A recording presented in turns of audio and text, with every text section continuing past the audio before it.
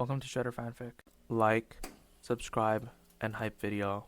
Join members to gain early access to new videos. The main character, after dying, he gets reborn inside of the anime High School DxD. What will the main character do inside of High School DxD? How will the world react to him? Inside Yiziro's body began to operate. As for knights, this girl isn't suitable. The bishop is uncertain. Forget about castles, and soldiers aren't appropriate either.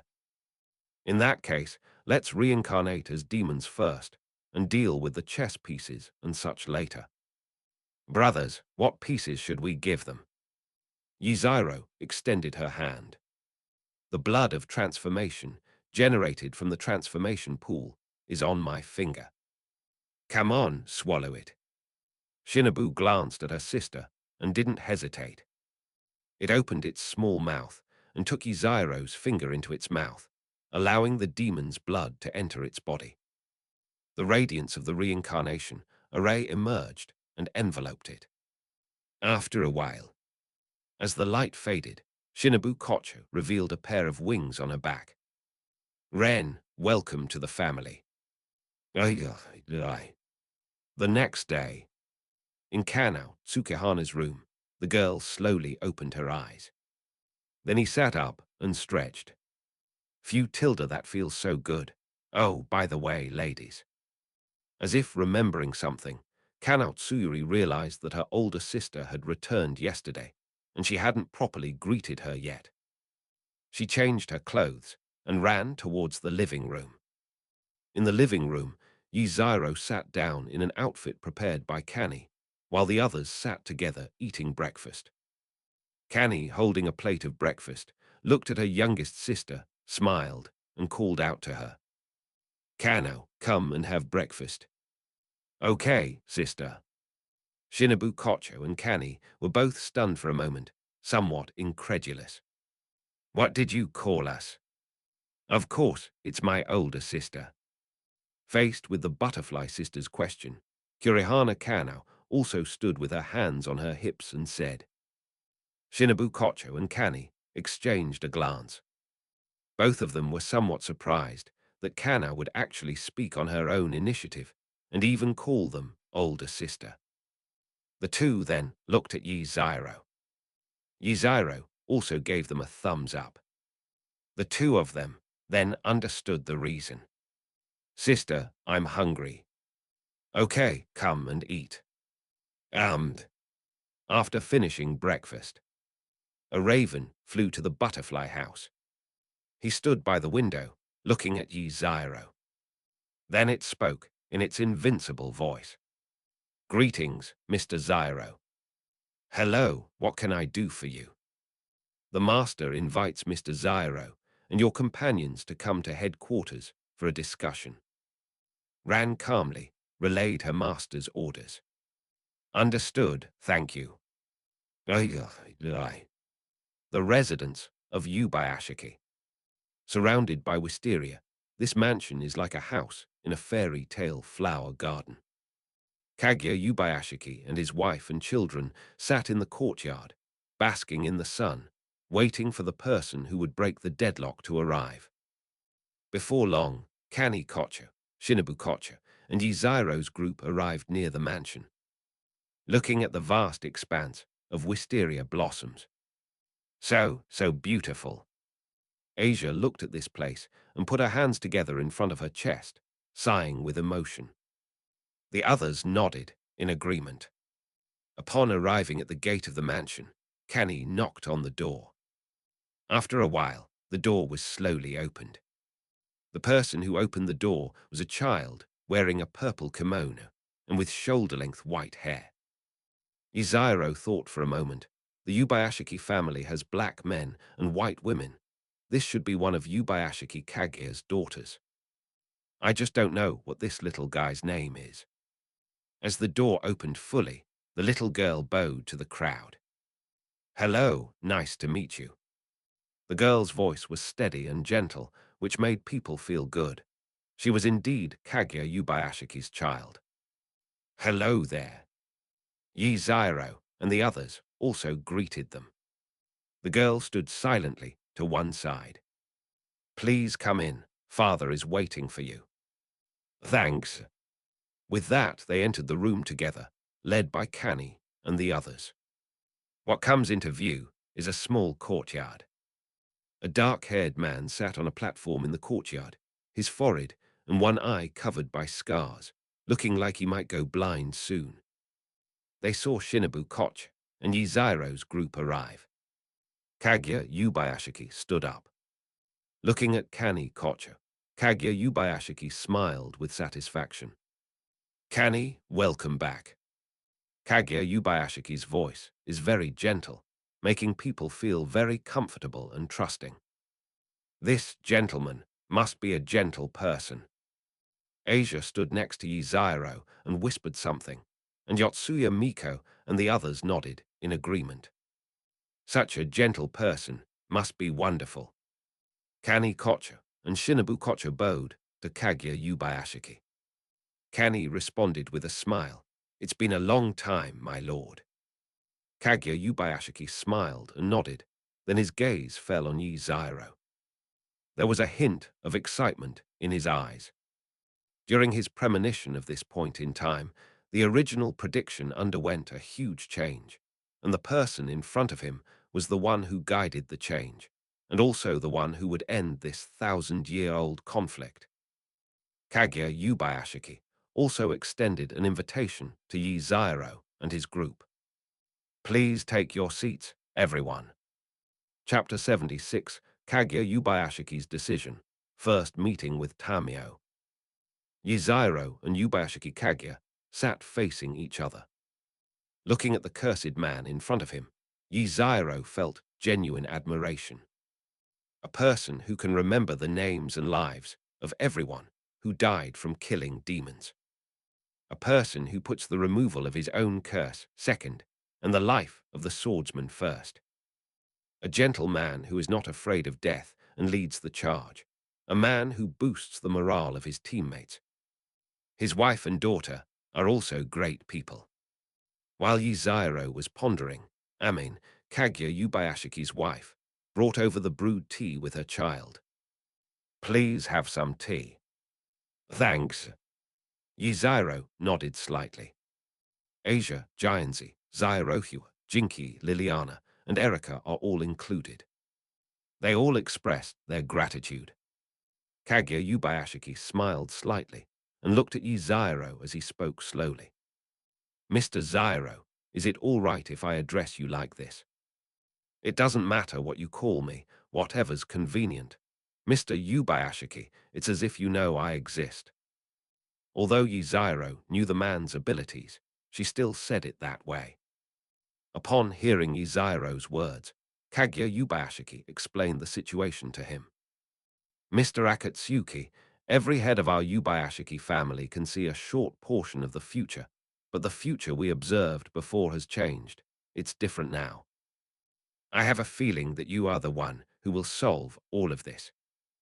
Yiziro listened to his words without replying. Kaguya Yubayashiki and his companions had only a brief premonition, knowing only the general area, but it must be said that what he said was quite accurate. Kibushi Musen is to be killed, and he'll be grilled in the open air. However, Yiziro still felt that the leader of the Demon Slayer Corps seemed to know his identity. No, it seems like they already knew. However, none of these things mattered to Yiziro. However, I need to give those two little butterflies a good talking to tonight. Looking at this person who had shouldered everything since childhood, Yiziro thought for a moment and blurted out. Mr. Yubayashiki, you must be very tired. Upon hearing Yiziro's words, Kaguya Yubayashiki was slightly taken aback. Tired? If anyone's tired, it's my devoted swordsmen who are tired. They train, kill demons, and save people. Neither of them is tiring. Even the hidden members and the logistics staff did more than I, the Lord, did. Compared to them, what are my problems? Kaguya Yubayashiki looked at Yizirodo in front of him. Compared to me, these swordsmen who love their swordsmen, the logistics kids must be even more tired than me.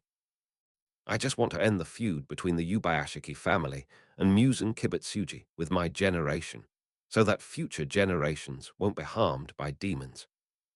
Hearing Kaguya Yubayashiki's words, Izairo's respect for him grew even more. Kaguya Yubayashiki and Zairo, stared at each other silently. They didn't say anything. Then Kaguya Yubayashiki knelt down respectfully before him, performing a samurai kashiza, a traditional Japanese form of kowtow. Mr. Zairo, I learned of your identity yesterday. I would like to ask you to resolve this 1,000-year-old conflict. His wife and 5 children also sat down before Yoshiyuki, just like Kaguya Yubayashiki. Looking at the family in front of him, Zairo remained calm. So what can you offer in return? I admire him as much as I admire him, but I am a devil myself. I conduct transactions openly and honestly, without deceiving anyone, young or old. Let's see what kind of conditions this patriarch can come up with. Kaguya Yubayashiki raised his head and looked at Izairodo with his only remaining eye. Mr. Akatsuki, I am willing to exchange my broken soul and everything the Yubayashiki family owns for this opportunity to kill Musen Kibutsuji. Yizairo looked at Kaguya Yubayashiki and uttered 2 words, not enough. The scene fell silent. No one dared to utter a sound. Asia, who was standing next to her, wanted to say something, but Erika stopped her. Kaguya Yubayashiki's wife and children said the same thing.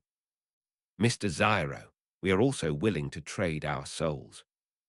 Yizairo remained silent, and the scene was completely quiet. I have a deeper understanding of this family's determination. After a long pause, Yizairo slowly asked, Are you sure? As long as you can kill Musen Kibutsuji, I will give you my soul, body, and family. Kaguya Yubayashiki said earnestly. Looking at the family's resolute expressions, Yizairo couldn't help but smile. He was, after all, a demon of the new generation. He could keep his soul for himself. Yubayashiki Kaguya, be my vassal in this world. Yizairo extended an invitation to Yubayashiki Kaguya. Vassal. Kaguya Yubayashiki was slightly taken aback, clearly not expecting Yizairo to make such a condition. However, he quickly realized what was happening. A resolute glint flashed in his eyes, and he lowered his head again. I, Kaguya Yubayashiki, am willing to become your vassal. Yizairo wandered around the streets alone. After the Yubayashiki family became his vassals, Yizairo asked Yubayashiki Kaguya to teach his family members the so-called breathing method. We should improve our strength as much as we can, even if it's just a little bit. Of course, Yizairo didn't forget to ask Yoriichi Tsujikuni where his grave was, but Kaguya Yubayashiki didn't know either, since there was no record of it in the family.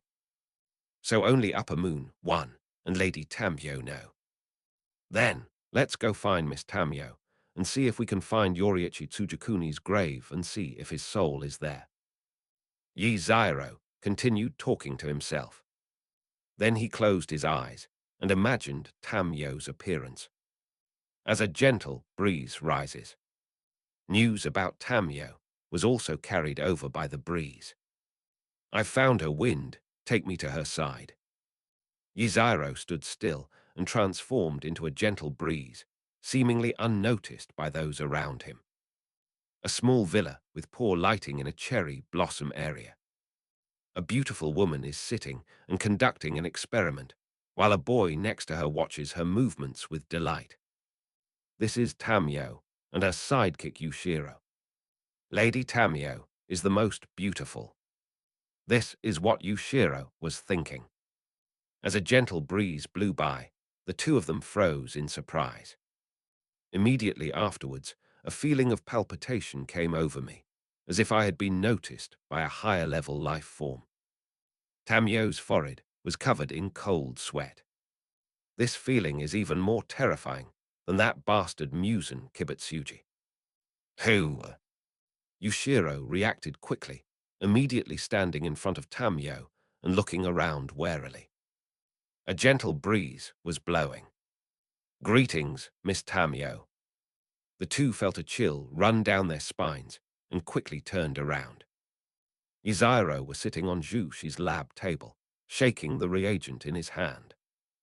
Looking at the man before her, Tamio felt an instinctive fear, a feeling that even Musen Kibutsuji couldn't match. Tamio swallowed hard. The guy in front of me is even more troublesome than Musen. "Miss Tamio, run. I'll hold this house off." Before Yushiro could finish speaking, who was standing in front of Tamio, his whole body went limp, his demon eyes rolled back, and he collapsed to the ground. "Yushiro. Miss Tamio, he's all right. He's just unconscious." "What do you want to do?" "I was just asking a few questions." Chapter 77, Meeting Tsugyukuni 1. The dimly lit room was lit by an oil lamp. Tamio and Yiziro, one a ghost and the other a demon, sat facing each other. Meanwhile, Yushiro lay peacefully to one side.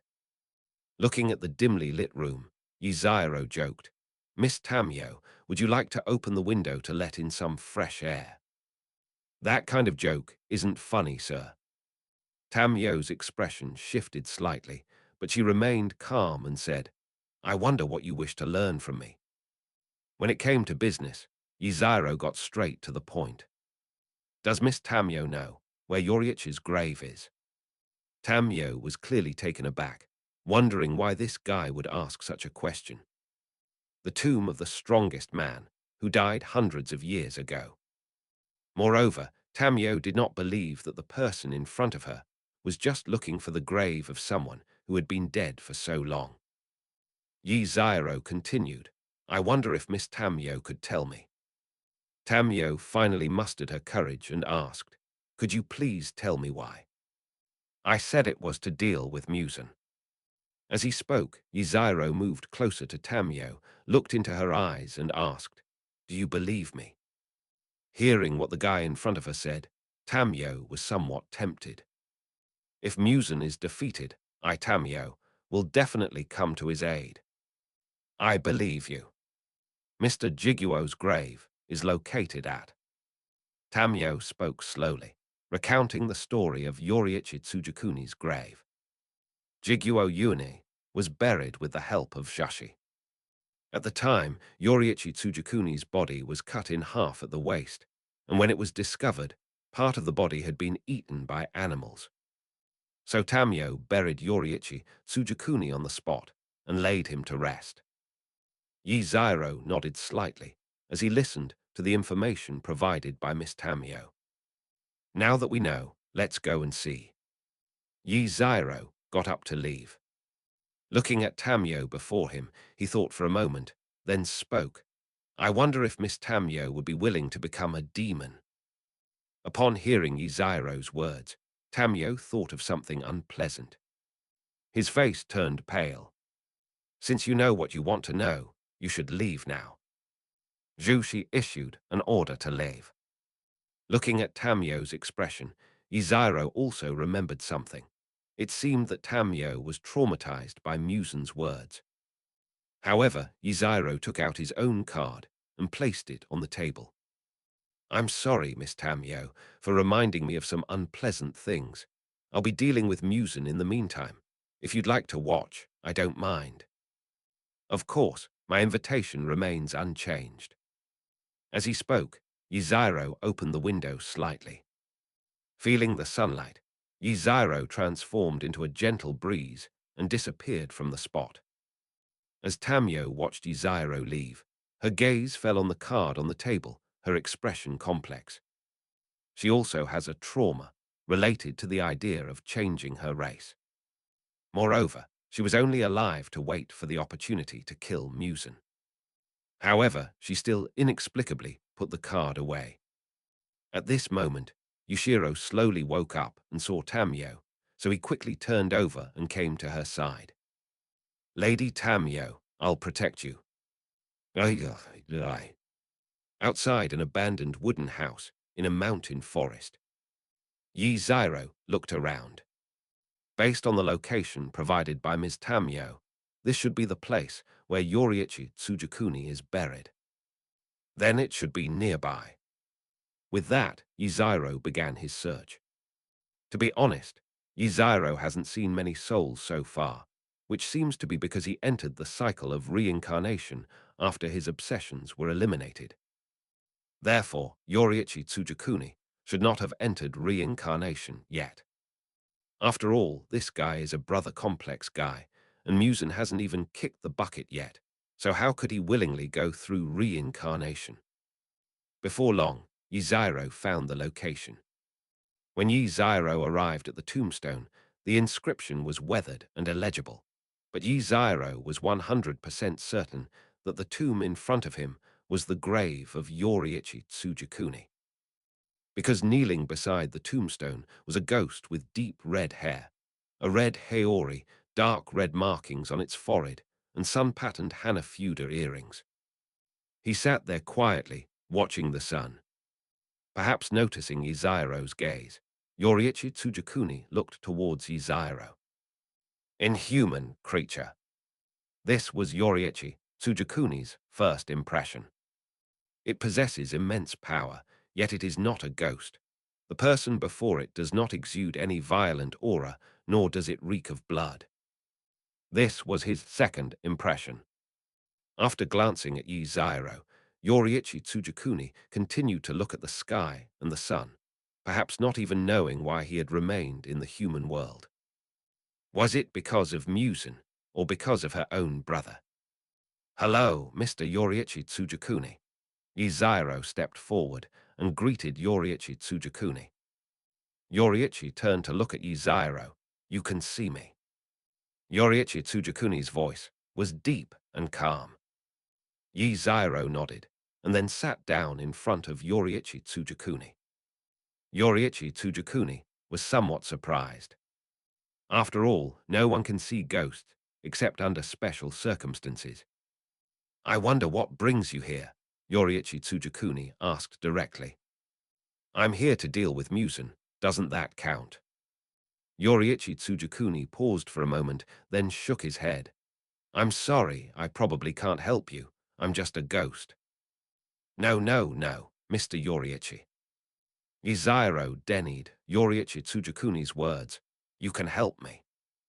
"How can I help you?" Yoriichi Tsujikuni asked. "Mr. Yoriichi, you are the greatest help." Yuziro smiled faintly. He could let Yoriichi Tsujikuni return to the human world for one night. He was looking forward to seeing Yoriichi Tsujikuni again. Yoriichi Tsujikuni was puzzled, but he still said, "Since you need my help, I will do my best to assist you." And so, a verbal agreement was temporarily reached. So next up is Yoriichi Tsujikuni's talent. Copying his talent shouldn't be a problem. All you need to do is get Yoriichi Tsujikuni's consent. He could then take over his talent. So next time he faces the sword King Tony, his sword will not be at a disadvantage. "Mr. Yoriichi, would you mind shaking my hand?" "May I touch you?" "If you can see it, you can touch it." After thinking for a moment, Yoriichi Tsujikuni reached out his hand to Yuziro. After all, he was just a ghost, and there was nothing he could covet. Yuziro didn't hesitate to shake hands with him. Prometheus's ability to steal is in operation. If he can even steal authority, then Yoriichi Tsujikuni's talent is not a problem either. Yuziro's palm flickered slightly. Yoriichi Tsujikuni felt as if he had lost something important, and the divine weapon in Yuziro's right hand reappeared. Telos Karma, the ultimate karma. The body's innate talents are copied and pasted. He then returned the stolen talent. Guys, please bear with this. I'm also experiencing writer's block while writing this. Chapter 78, Departure, Kanroji Mitsuri. With Yoriichi Tsujikuni's talent returning, he felt that what he had lost had come back. Although he didn't know why, he was sure that these things were related to Yuziro. Feeling the talent of Yoriichi Tsujikuni. Yzairo also smiled, trying to control herself from laughing out loud. Whether it's true or not, he's definitely a demon slayer like Zhang Sanfeng. Thank you very much, Mr. Yoriichi. I wasn't of much help. In response to Yzairo's thanks, Yoriichi Tsujakuni shook his head and said the same thing. In short, I am very grateful to Mr. Yoriichi. After speaking, Yzairo stretched his body, feeling the powerful new ability he had gained. To be honest, he was still a little unaccustomed to it at first. Yzairo took out a katana. He waved his hand lightly a few times, and a sound of something cutting through the air rang out. Yoriichi Tsujakuni, as the soul, looked on with some curiosity, while Yzairo stood still and took a deep breath. Then he closed his eyes, feeling the talent that has just been given to me. When he opened his eyes again, a sharp glint flashed in them. He subconsciously swung the katana in his hand. In an instant, an impenetrable net of blades appeared around him, the air hissing as it was cut. How many swords have you swung just now? Yzairo himself was a little stunned. If he were to fight the Sword King Tony again, he was confident that he could fight him head-on. Yoriichi Tsujakuni watched from the side, a hint of surprise flashing in his eyes, but he quickly regained his composure. Yzairo kept swinging the katana in his hand. How many cuts per second? I don't know for sure, but at least I'm not lower than Yoriichi Tsujakuni. After a long while, Yzairo stopped swinging his knife.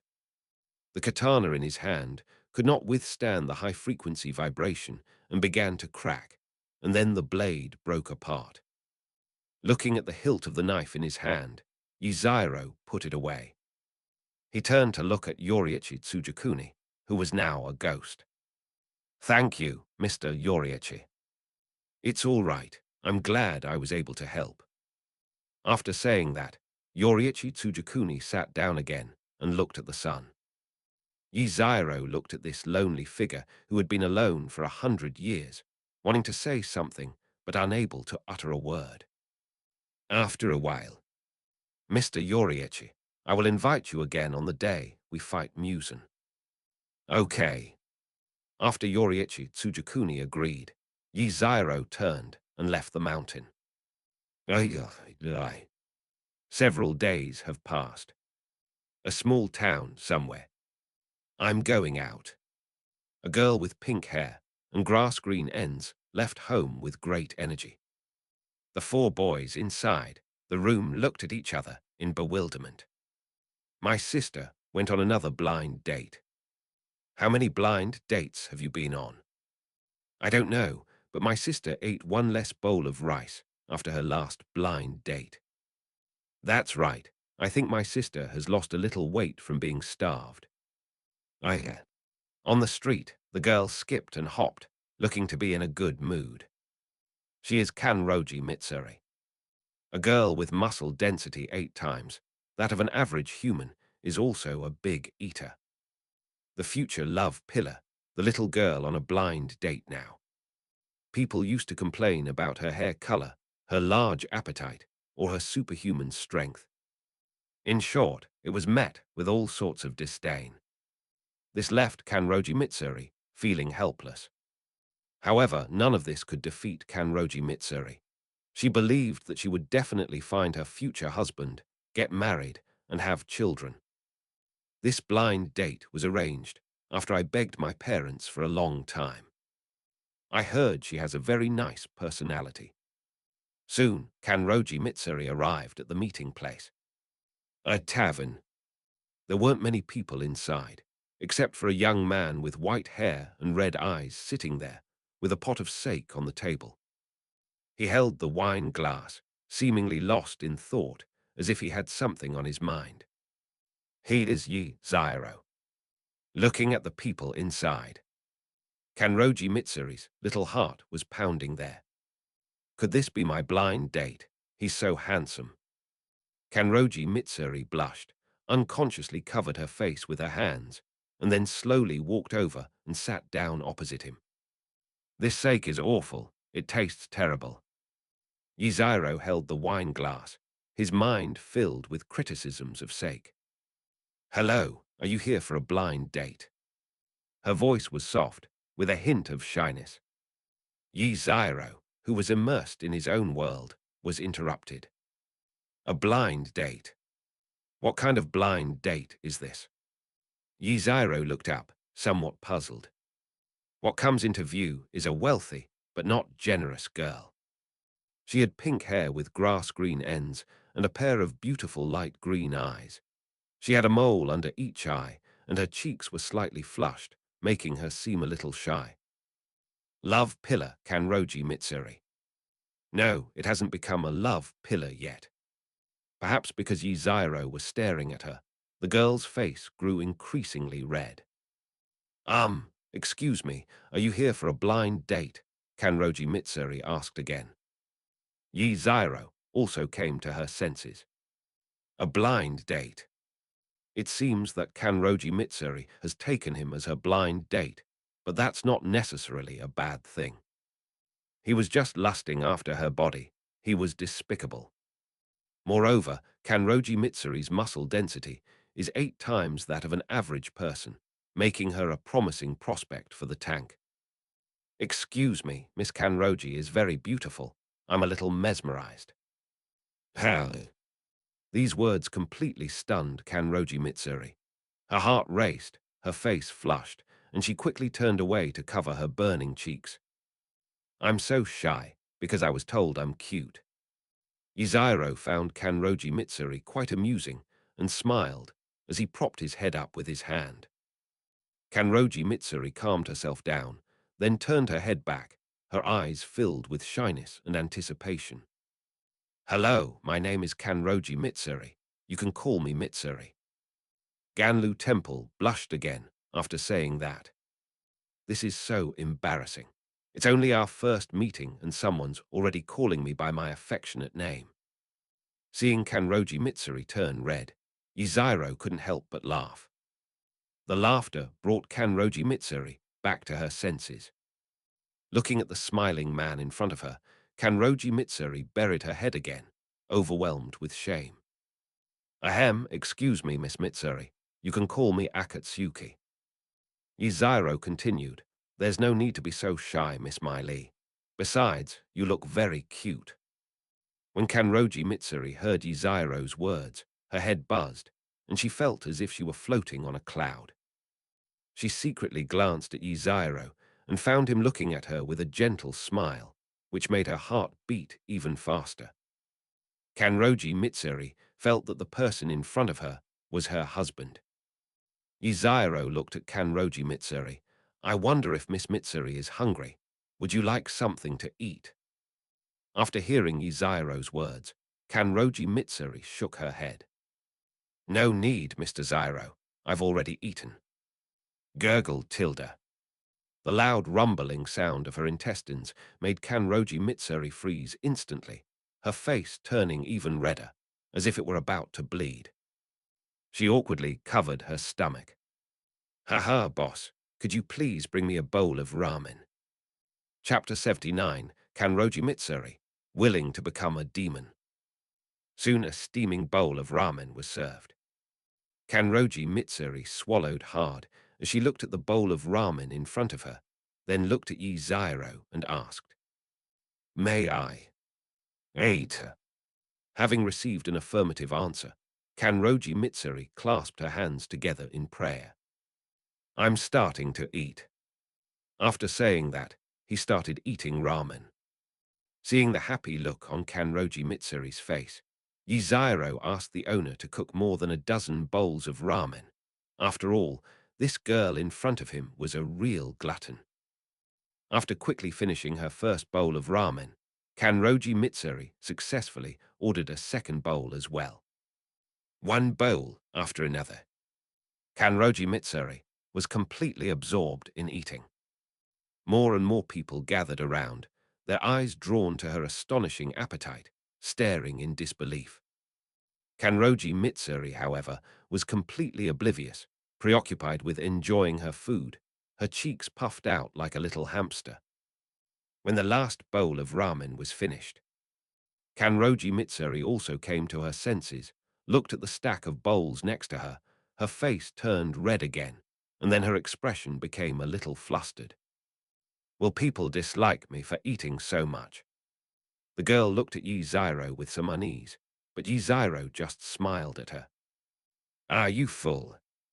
I'm full. Kanroji Mitsuri quickly added, actually, I don't usually eat this much. Iziro shook his head and said, there's an old saying in my hometown, being able to eat is a blessing. Similarly, don't compromise yourself just to please others. Kanroji Mitsuri was even more tempted by Iziro's words. The man before her was the husband she had been waiting for. Would you like some more? But no, Zyrogen, I've finished eating. Are you sure you don't want any more? Kanroji Mitsuri hesitated for a moment, then shook her head. Really, it's not necessary, Akatsuki. I'm afraid eating too much will cause you trouble. Yi Zyro smiled and called the owner to settle the bill. When the shopkeeper announced the price, Kanroji Mitsuri felt a little embarrassed. I'll take over that boss position.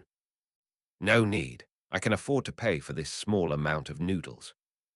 After paying the bill, the two walked out of the noodle shop side by side. Seeing that the weather outside was quite nice, Yiziro turned his head and looked at Kanroji Mitsuri. So beautiful, Miss Mitsuri. What are we going to do next? Where would Zyrogen like to go? I'm sorry, Miss Mitsuri. I'm a complete stranger in this place. I see. Listening to Yiziro's words, Kanroji Mitsuri tilted her head and thought for a moment, then looked at Yiziro with bright eyes after she thought of something. I've got it. Then I'll leave it to you. Hearing Yiziro's somewhat unfair words, Ganlu Temple Mitsu. Lee's cheeks were also a little hot. So with her head down, she subconsciously grabbed Yiziro's arm and ran towards a certain place. Kanroji Mitsuri pulled Yiziro along, running excitedly. Zyro-kun, I know a place, I'll take you there. And so the two held hands. Before long, the two arrived at a bustling market. The place is bustling with people, and there are all kinds of stalls selling a wide variety of goods. Like a cheerful little bird, Kanroji Mitsuri led Yiziro through the various stalls. She would point to a pretty hairpin and say it was beautiful, then point to a small animal and say it would taste delicious when it grew up. The two walked through the streets. However, Kanroji Mitsuri frequented the snack shops more often. Here's some tempura, there's some taiyaki. Finally, the two stopped at a small shop that specializes in cherry blossom rice cakes, and Mitsuri Kanroji was clearly a regular customer. Grandma Ito, I'm here. Grandma Ito, who was making cherry blossom rice cakes, heard Kanroji Mitsu. Lee also raised her head to speak. It's little Marilyn. Then she looked at Yiziro beside her. And who is this? Zyrogen, my blind date, Kanroji Mitsuri said proudly. I successfully went on a blind date this time. Hello, Grandma Ito. Yiziro also greeted the old woman. Grandma Ito looked Yiziro over with satisfaction, then looked at Kanroji Mitsuri and said, It seems our little Mitsuri has found someone to spend her life with. Hearing the old woman's words, Kanroji Mitsuri smiled. I'm so happy, yes, I've found that person. Of course, please give me 2 cherry blossom rice cakes, Grandma Ito. Good. A short while later, Grandma Ito brought out 2 exquisite cherry blossom rice cakes. Kanroji Mitsuri took the 2, handing one to Yiziro and keeping the other for herself. She took a small bite, and a look of satisfaction instantly spread across her face. Yiziro also took a bite. It was sweet but not cloying, and the refreshing flavor spread in her mouth. The taste was surprisingly good. Before Yiziro had even finished eating, Kanroji Mitsuri spoke to Granny Ito. Grandma Ito, one more. Good. Time passed by little by little. The sky gradually darkened, and the sun went off duty on time. The evening activities also began. The two sat on a mountaintop, looking down at the lights below. Kanroji Mitsuri looked at Yi Zairo. Today was a special day for her. I met someone I could entrust my life to. Zairogen. What's wrong? Yi Zairo looked the blushing Kanroji Mitsuri. I hope to become your wife, Kanroji Mitsuri said loudly, somewhat conflicted. Then she looked at Yi Zairo with expectant eyes. Looking at the girl in front of him, Yi Zairo smiled. Then it's time for the truth to come out. Miss Mitsuri, I am not human, I am a demon. As he spoke, Yi Zairo unfurled his demon wings. Kanroji Mitsuri was visibly taken aback when she saw Yi Zairo suddenly sprout wings. But Yi Zairo's next words put Ganlu Temple at ease. Yi Zairo continued. I have many wives, but I will treat them all equally. So, Miss Mitsuri, would you like to become my wife, or perhaps a demon? Listening to Yi Zairo's words, Kanroji Mitsuri didn't know why she felt a little expectant.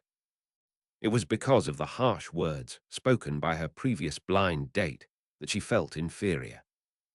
Today was still the happiest and most fulfilling day I spent with Yi Zairo. He didn't care about my hair color at all. Instead, he praised me for being beautiful and cute. He also didn't mind that I ate a lot. Instead, he would ask me if I was full and if I needed anything else. She wouldn't mind her strength. Instead, she would tolerate her. Therefore, she didn't resent becoming Yi Zairo's wife or becoming a demon. Looking at Yi Zairo in front of her, Kanroji Mitsuri boldly leaned in and gently kissed Yi Zairo's lips. Then she said earnestly, I am willing to be Zairogen's wife, and I am also willing to be the devil. Have you thought it through? Once you agree, there's no going back. From now on, you're not just my wife, but also my family and my possession. Guys, I felt these two chapters weren't quite right as I was writing them, and they went a bit off topic, so please bear with me. Chapter 80, Evil Spirits. No problem, Tilda. Kanroji Mitsuri only has eyes for Yi Zairo. As long as I can be with Zairo-kun forever, that's enough. If I become a demon, I can be with Yi Zairo forever. Isn't this a wonderful thing? I've found my own place in the world, and as for what others say, let them say what they want. She looked at Yi Zairo earnestly and said, Zairo-jun, please turn me into a demon. Looking at the serious-looking Kanroji Mitsuri, Yi Zairo smiled slightly and then took out a chariot chess piece. The pristine white chess pieces were somewhat eye-catching. Show off your chest, Mitsuri. Kanroji Mitsuri's cheeks flushed, but she still obediently opened her collar slightly, revealing her fair chest. They weren't generous before, but they're being generous now. Yi Zairo gently pressed the chariot chess piece against her chest. A cold sensation, followed by what felt like something entering my body.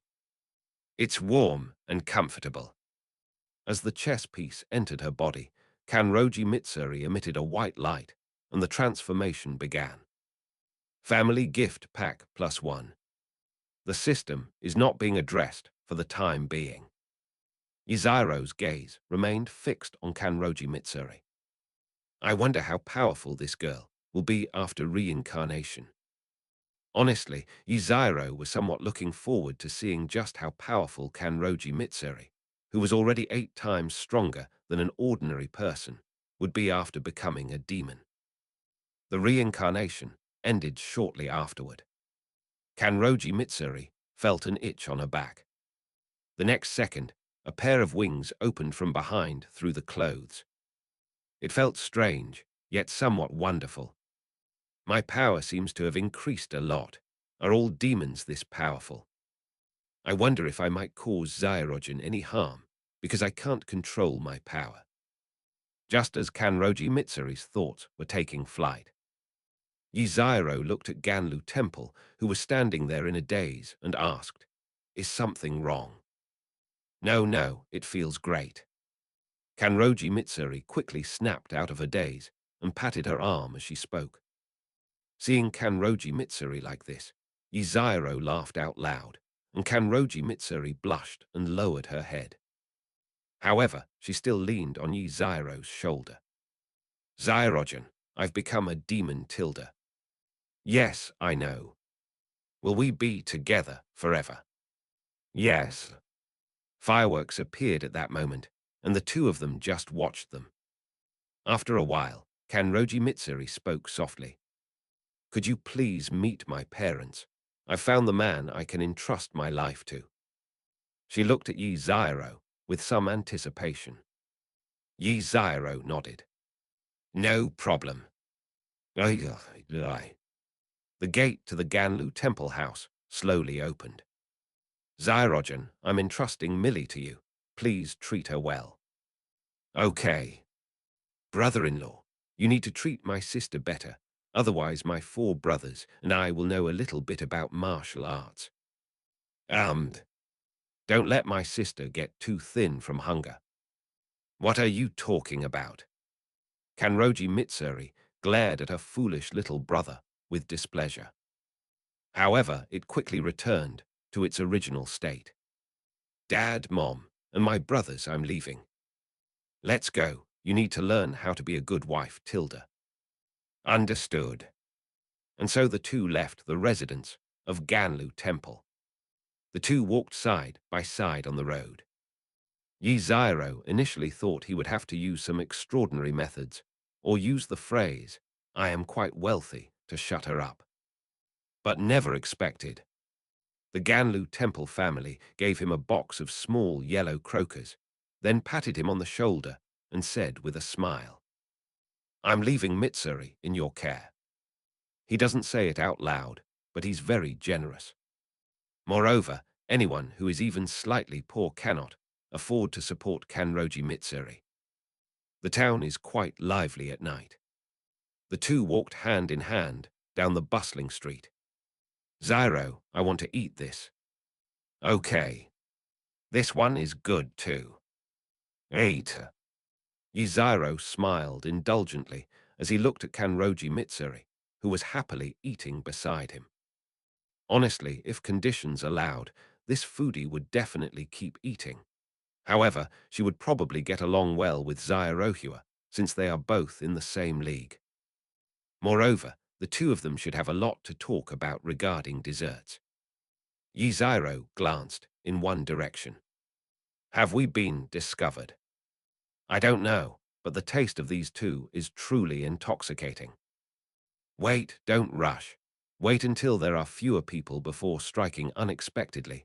Don't attract the demon hunters. Clear. In the shadows, several ghosts whispered among themselves. They watched Yzairo and the other person swallow hard. The smell was even more alluring to ghosts than diluted blood. Zyro, I feel like something is watching me. Kanroji Mitsuri hugged Yzairo's arm and whispered. After becoming a demon, Kanroji Mitsuri became even more sensitive to her surroundings, especially to such unsettling gazes. It's nothing, just a few brats have their eyes on us, Yzairo said with a smirk. Ghost. Kanroji Mitsuri was somewhat puzzled. Is it the legendary, man-eating demon? That's right. Upon hearing Yzairo's words, Kanroji Mitsuri hugged Yzairo's arm even tighter. Yzairo reassured her, don't worry, everything will be fine. After saying that, Yzairo led Ganlu Temple towards a less crowded area. Seeing this, the evil spirits all followed. The two were about to be separated. As the number of people dwindled, the two stopped in an open area. Opportunity. Ha, delicious flesh and blood, here I come. Just then, taking advantage of the few people around, the ghosts suddenly darted out from the shadows. Ah! Kanroji Mitsuri instinctively cried out. He subconsciously slapped a ghost in the face. A crisp sound rang out, and the ghost's head was smashed open. The other evil spirits were stunned. Kanroji Mitsuri was also stunned, staring blankly at her hand, never expecting that a casual slap would have such great power. Yiziro raised an eyebrow in surprise. It seemed that Mai Li's power after becoming a demon was beyond imagination. It was just a matter of a slap. The demon whose head had been blown off slowly grew a new head. Then she quickly backed away, pointing at Kanroji Mitsuri in front of her and said, You woman with strength even greater than a bear and a tiger. Oh, Tilda. Yiziro raised an eyebrow. These ghosts were going to be gone. A strange, super strong woman. Kanroji Mitsuri was completely devastated. How dare you say that about me? Kanroji Mitsuri was so angry that her face turned red.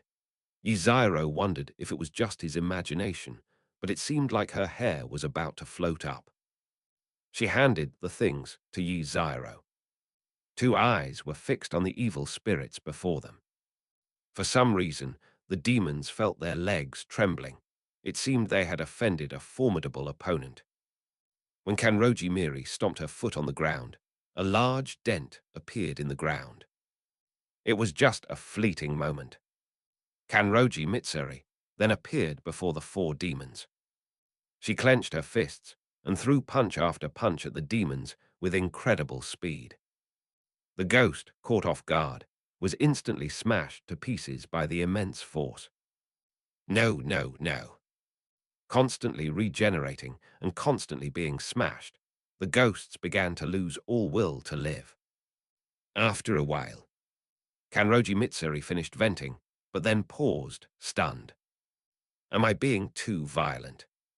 She quickly turned around, wanting to explain to Yiziro when she heard.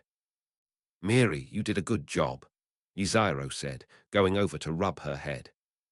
Kanroji Mitsuri, who was initially somewhat worried, blushed after hearing Yiziro's praise and actions. No way. All right, leave the rest to me. Yiziro crafted a katana and then gripped it tightly. The blade instantly turned bright red. Yiziro then swung his sword directly. Perfect control of force. Without any further disturbance, the evil spirits vanished from the human world. Afterwards, he and Kanroji Mitsuri held hands again and continued to enjoy the beautiful night in the town. Chapter 81. The Kamado Family, Musen arrives. Sometimes the weather is unpredictable. It's like the weather was great on the first day, but the author, a civil engineer, changed it to a snowy day on the second day. In the past few days, Yiziro brought Kanroji Mitsuri to the Butterfly Mansion and introduced her to his family members. Everyone welcomed this new partner, and they get along quite well. However, Kanroji Mitsuri and Yurikawa Hana unexpectedly got along well, had a lot to talk about, and both of them liked to eat. That's how the two became good friends. As for Yiziro, he had just transformed into the wind and arrived in a forest. The Zeamen family lives in this mountain. Yiziro arrived at a place not far from the Stove family's house and revealed his original form. Few tilde this weather changes so quickly these days.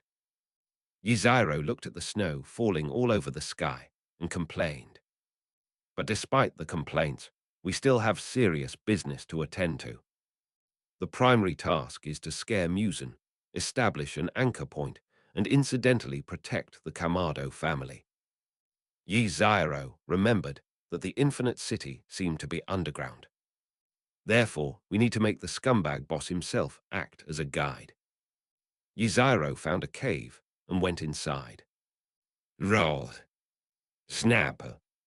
As soon as he entered, a big bear roared at Yiziro, but the next second Yiziro slapped it and put it to sleep, ignoring the bear sleeping peacefully. Yiziro took out a set of Yoriichi outfit from the Divine Might space and changed into it instantly. He used magic to slightly alter his appearance, then concealed his aura, hanging a Nichirin blade at his waist. Not bad. Yiziro took out the mirror and was very satisfied. He cosplayed as Yoriichi Tsujikuni, walked out of the cave, and looked at the sky. The snow fell heavier and heavier, turning the world into a silvery white expanse. After sensing the direction, he walked towards the direction of the stove family. Rows of footprints appeared in the snow. Not long after, Iziro saw a small wooden house. This is Tanjiro, Kamado's house. Yiziro slowly approached the wooden house and gently knocked on the door. After a while, the door was opened by a woman wearing a purple kimono with a white square-necked long robe and a white headscarf. She is Kamado Aoi, the mother of Kamado Tanjiro. Hello, I apologize for bothering you, but the snow is too heavy. Could I take shelter here from the wind and snow? Kamado Aoi smiled gently. Of course, please come in. It's snowing so heavily outside. Come in and warm up. Thank you. You're welcome. Iziro followed her into the house, where a warm atmosphere greeted her. Besides the stove and Kyuijai, there were 5 children inside. Yiziro smiled and nodded at them. He then sat down near the door. Looking at the man in front of her with the same hair color as her brother and a scar on his forehead, Kamado Nezuko was a little curious. Then Zaemen Nidusi took the kettle and poured a bowl of hot water for Yiziro. There's not much at home, so let's have some hot water to warm our stomachs. Thank you, a bowl of hot water will do. Yiziro took the hot water, took a small sip, and felt the warmth it brought. The other children of the Kamado family sat together, looking at him curiously. Uncle, are you a samurai? Yes. Uncle must have traveled to many places. Can you tell us about them? Looking at the children's expectant eyes, Yiziro smiled and nodded. Of course. The children immediately became excited, their eyes sparkling as they stared at him. Yiziro also began telling stories to the children. Zaumen Naiduzai also sat quietly to one side, listening. Kamado Aoi looked at Yiziro and also felt that Mr. Yoriichi was a good person, so she went to prepare dinner with peace of mind. After some time, dinner's ready. Okay, Mom. They're here. The children ran over one by one. Yiziro looked at my doozy beside her and said, Let's go. Okay, Uncle Yoriichi. Later, at the invitation of the Zaemen family, Yiziro accepted the invitation and had dinner with them. Thank you for your hard work, Mr. Yoriichi. It's okay. The children are all adorable. Hearing Yiziro praise her child, Kamado Aoi was very happy. Yiziro also started chatting with Madame Kyuji. After a while, Yiziro sensed Kibutsuji Musen. He looked at the sunflower branches by the stove. Please, madam, take the children and hide in the inner room. Yoriichi-sensei, I understand.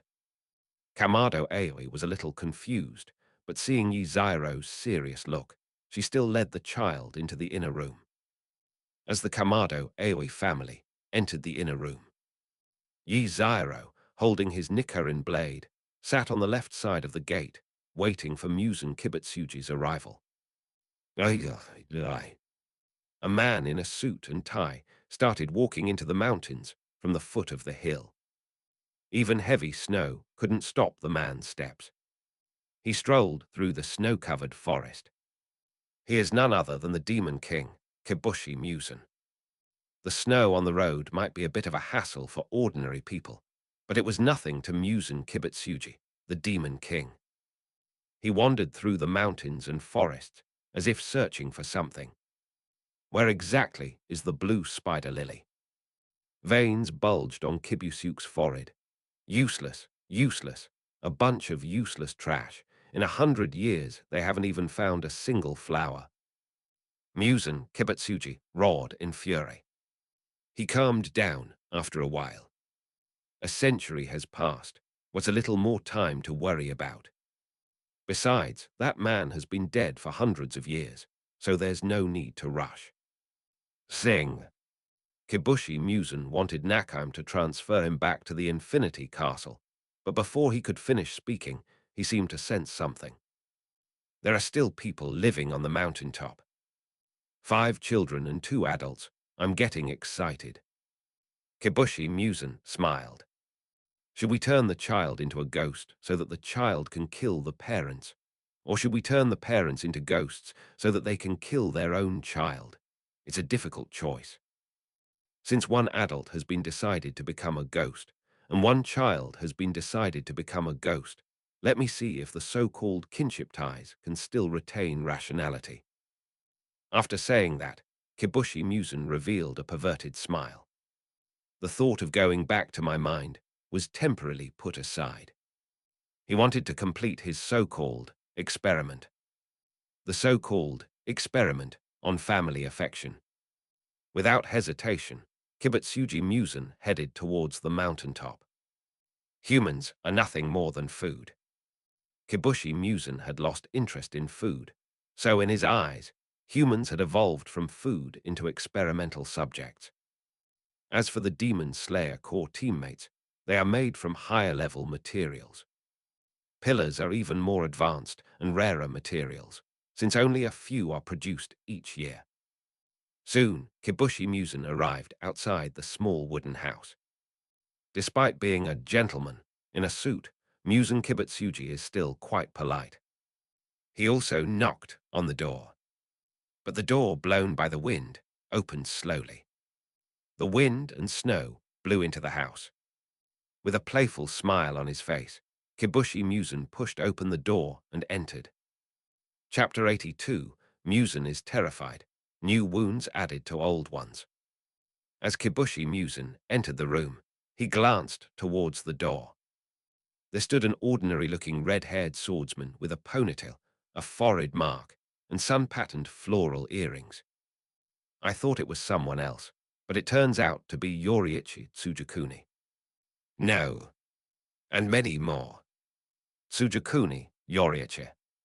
Kibushi Musen paused, as if he had just seen something extraordinary. Red hair in a ponytail. Do you have freckles on your forehead? She's also wearing sun-patterned floral earrings. This is Yoriichi Tsujikuni. Still not right. Yoriichi Tsujikuni died hundreds of years ago, didn't he? Damn it, how dare they play me. I'm going to whip you into mincemeat over and over again, then take you back and savor it. Yi Zairo looked at Kibutsuji Musen, who was clearly stunned for a moment, and suppressed the urge to laugh. Now that you've seen it, then continue being inhuman. He got up and went behind Kibutsugu Musen, putting his hand on Kibutsugu Musen's shoulder. Meanwhile, Musen Kibutsuji was thinking of turning this person, who was just like Yoriichi Tsujikuni, into mincemeat and taking him home to eat slowly. He killed the red-haired man first, and then carried out his own experiment. But before he could turn around, a large hand pressed down on Kibushi Musen's shoulder. Damn bug, how dare you pat this ghost king on the shoulder? And it's with that bastard Yoriichi Tsujikuni's face. Feeling the touch on his shoulder, Kibushi Musen's face darkened, and he roared inwardly. Then, with a look of displeasure, he wanted to turn around and kill this impostor, Yoriichi Tsujikuni. But just as he was about to turn his head, a voice that penetrated to the very soul rang out. Kibusashi, Musen. Aye. Hearing the person behind him call his name, Kibushi Musen froze instantly. At this moment, Kibushi Musen's 5 brains stopped thinking, his 7 hearts also briefly stopped, and his century-old wounds began to ache faintly. That familiar voice. This voice is etched into my DNA. Moreover, he could accurately pronounce his own name, even though he hadn't used his real name for 100 years. As a result, the swordsman behind him called out his name. Could it really be Yoriichi Tsujikuni? Impossible, absolutely impossible. He saw from Kokoshibo's memories that he personally cut the elderly Yoriichi Tsujikuni in 2. But why would the guy behind me call out my name? During Muzan Kibutsuji's brainstorming session, Yiziro could clearly feel Muzan trembling. Then, suppressing a laugh, Yiziro spoke slowly. Muzan, what are you doing here? Muzan Kibutsuji was sweating profusely from his forehead. He wanted to turn around to confirm whether the person behind him was Yoriichi Tsujikuni, but his neck felt as if it were locked by invisible shackles, unable to turn even an inch. Even if they wanted to self-destruct right now, they wouldn't be able to move. Muzan, do you really think you can get rid of me just because I'm dead? Yiziro continued speaking in that voice that chilled Muzan Kibutsuji to the bone. Muzan Kibutsuji was in a state of extreme inner turmoil. He didn't want to believe what he was seeing, but the familiar voice and the pain from his wounds forced him to doubt. Kibushi Muzan forced his 5 brains to calm down. Yoriichi Tsujikuni is dead. The way to deal with fear is to confront it directly. Come on. Kibushi Muzan gritted his teeth and turned around to see who this bastard was. However, when he turned around, he only saw Yoriichi Tsujikuni's familiar face and that familiar yet terrifying gaze. A ghost? Are you a human or a ghost? Muzan Kibutsuji cried out in terror, You're already dead. You, the Demon King, are actually afraid. Yiziro smiled as he spoke, his hand resting on the Nikarin blade at his waist. Whether you're human or demon, Muzan, I returned from hell for you. After saying that, Yiziro gripped the hilt tightly and began to draw the sword. The originally silver-white blade turned red-hot the moment it was drawn from its sheath.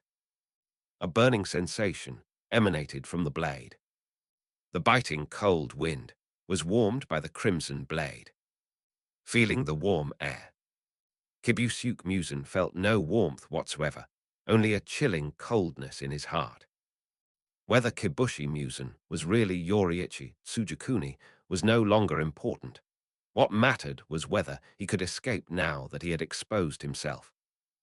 Unlike Muzan, who has a complex inner world, Yiziro activated the crimson blade and the mark. Then came the transparent world. In Yiziro's eyes, Muzan Kibutsuji's body was completely transparent. The direction and contraction of his muscles, the operation of his organs, and the flow of blood all became clearly visible.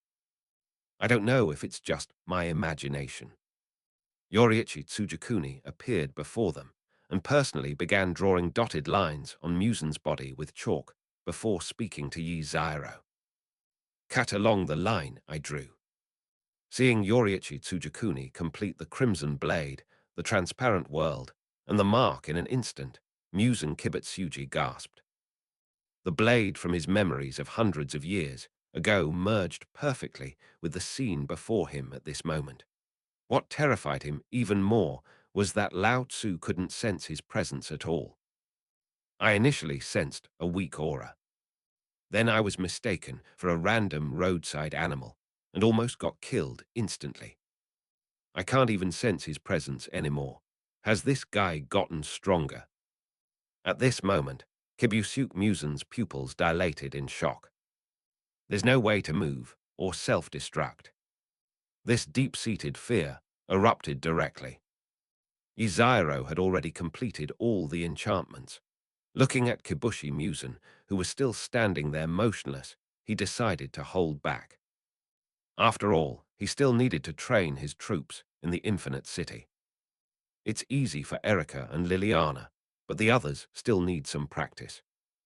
Under Kibutsu Muzan's terrified gaze, Yiziro's first strike landed on a black line, the very line that Yoriichi Tsujikuni had placed on Kibutsu Muzan for hundreds of years. Ah! Kibutsu Muzan cried out in pain.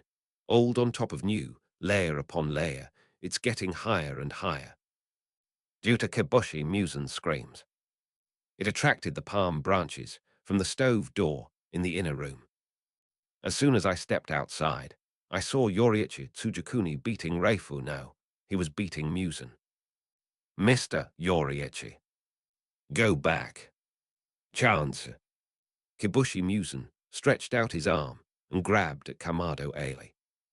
Kamado Aoi looked at the suit-wearing man who had suddenly turned into a monster and staggered to the ground, her face filled with disbelief. But how could Yi Zairo let Kibutsuji get his way?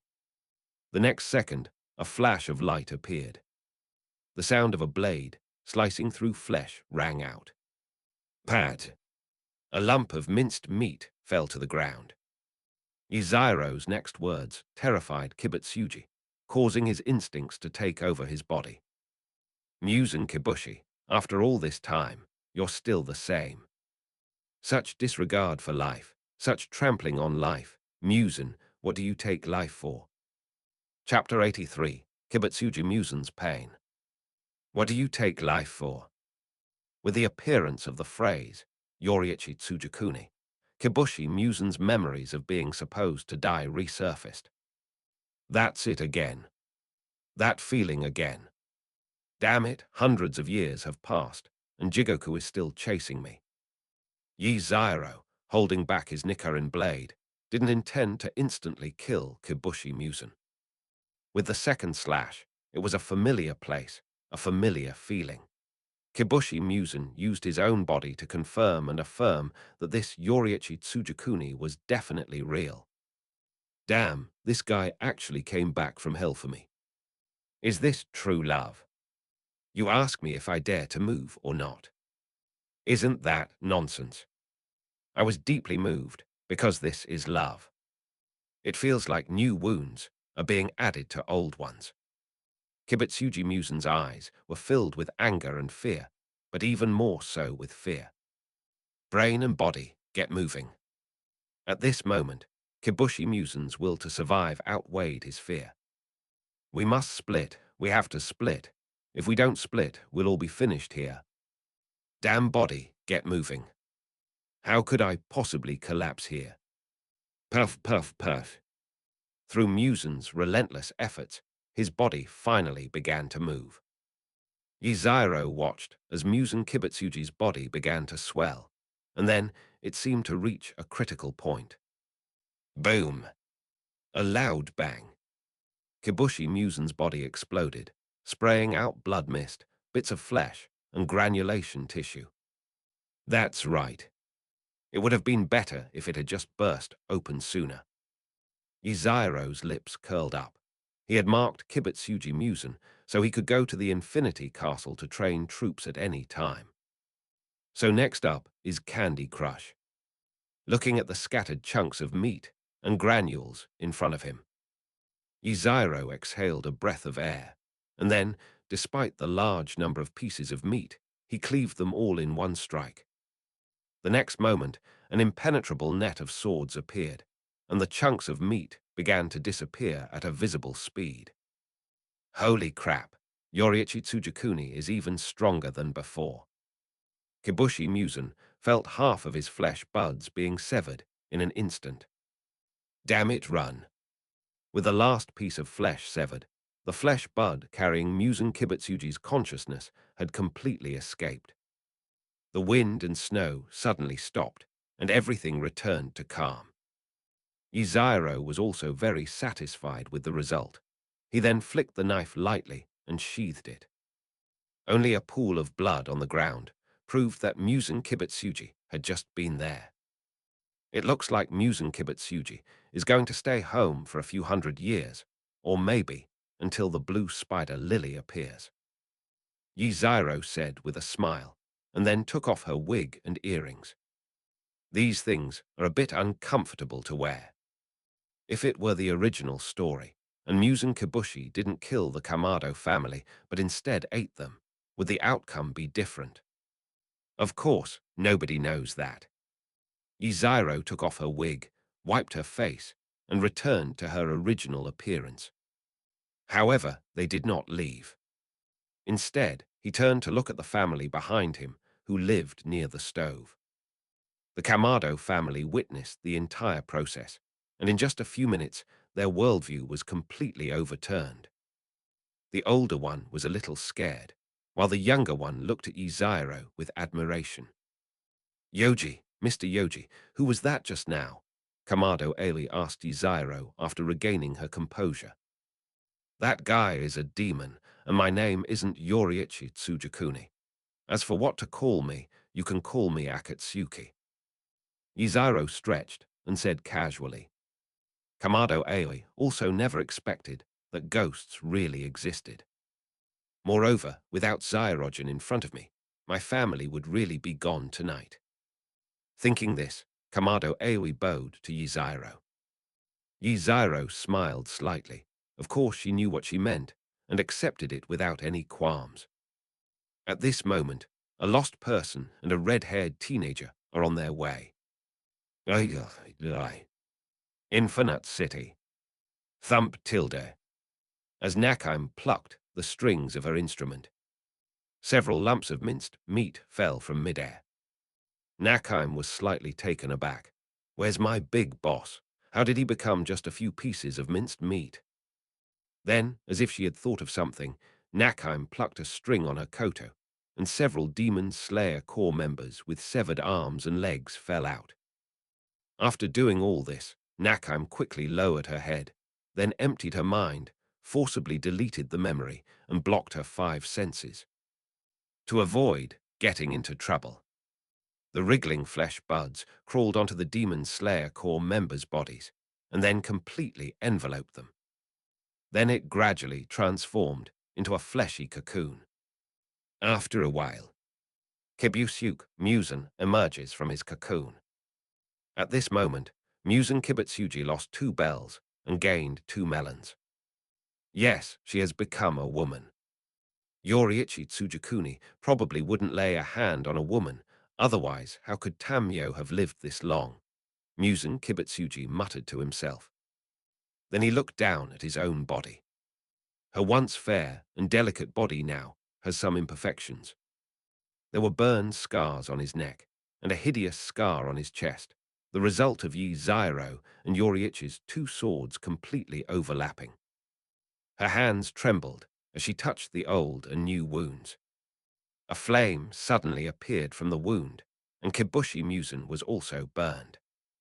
Immediately afterwards, the pain from the wound erupted. Kibushi Musen knelt on the ground and smashed through the floor with his fist. It hurts so much. Yoriichi Tsujakuni, why did you come back? I did kill some people. You can't treat that as a natural disaster. Why did you have to come back from hell? At this moment, Musen Kibutsuji went berserk, smashing everything around him. After a while, Kibushi Musen calmed down a bit. She glanced at Nakheim, who was trying to make herself inconspicuous, and reached out her hand. The next second, half of Nakheim's body was swallowed up. At this moment, Nakheim dared not move or speak, and didn't even dare to utter a word, for fear of accidentally offending her boss's wife. Seeing that Nakheim did not react, Kibushi Musen also found it boring, and then left Nakheim aside. She controlled her body, which was completely covered by a women's kimono. Let's put Yoriichi's matter aside for now. It's impossible for that guy to bring a bunch of people to my Infinity Castle in a few days. The most urgent thing now is to vent my anger. Thinking this, Kibushi Musen looked at Nakheim. Nakheim. Nakheim understood what Kibushi Musen meant, and dragged her crippled body to pluck a string on the koto. A large door appeared before her eyes. Kibushi Musen walked towards a room. This room is Musen Kibutsuji's laboratory and part-time canteen. One by one, members of the Demon Slayer Corps were hanging on it. And they were all alive. There's that damn guy hanging up there, Kaigaku. Chapter 84, Kaigaku becomes a demon. Kibushi Musen walked in front of these experimental subjects, enjoying their expressions of pain. Upon seeing Musen's arrival, the Demon Slayer Corps members all glared at Kibushi Musen with hatred. This look in his eyes pleased Musen greatly. At this moment, Musen Kibutsuji completely seemed to have forgotten the pain of his past wounds. Upon seeing her arrival, the Demon Slayer Corps members hanging above became excited. Then they all started cursing. Kibusyuk Musen, you damned bastard. Go ahead and kill me if you dare. Bastard, bastard. I. Listening to their impotent rage, Kibushi Musen's lips curled into a faint smile, a smile with a unique beauty. Yo, yo, yo, tilde, that's the expression that pleases me. That expression that says, he wants to kill me, but he can't. To be honest, Musen has the qualities of an old friend, and all the demons are utterly despicable. Upon hearing Musen Kibutsuji's words, the members of the Demon Slayer Corps all turned red, except for one person, Kaigaku. He was trembling with fear.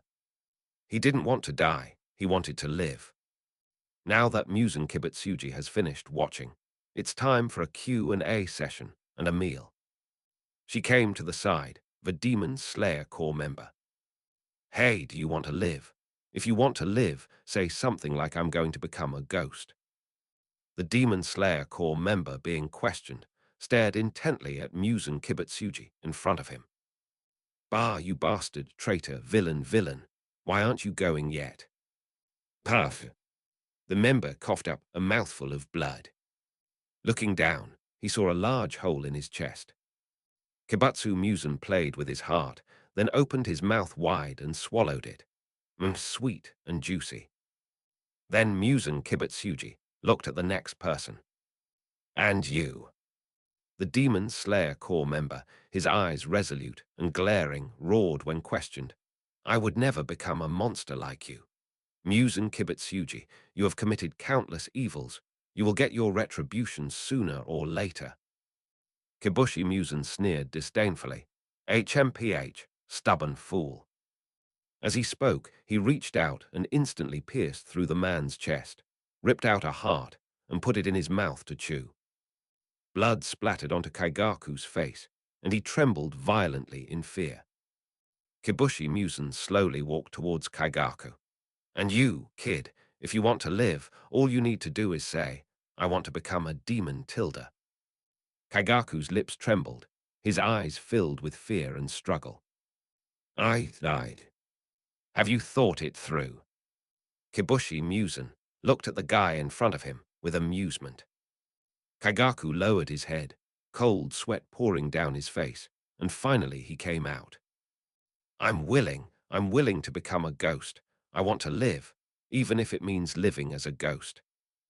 As Kaigaku shouted those words, the Demon Slayer Corps members around him looked at him in disbelief, and then they all became furious. Kaigaku, you traitor, you villain. You are not worthy to wear this uniform. You are also not worthy to be the disciple of the Thunder Pillar. Kaigaku responded to the accusations from others with a ferocious expression. What do you know? I just want to live. Even if I become a ghost, I just want to live.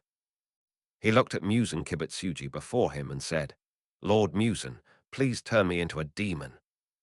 Kibushi Musen smiled with satisfaction. You're quite sensible. With that, he waved his hand, and Kaigaku fell from the sky. He then tossed a piece of meat to Kaigaku. Eat it and prove yourself. Kaigaku looked at the piece of meat in front of him, picked it up, and the smell of blood hit his nostrils. People will stop at nothing to survive. In order to save his own life, he deliberately blew out the wisteria incense burner, lured the ghost to the temple, and then tricked the rock pillar, sending it to prison. This little bit of flesh and blood is nothing. Without hesitation, Kaigaku picked up the piece of flesh and began to gnaw on it. Then swallow it. The other Demon Slayer Corps members stared incredulously at Kaigaku, who was tearing apart chunks of his own flesh. This guy. Lord Musen, please turn me into a demon.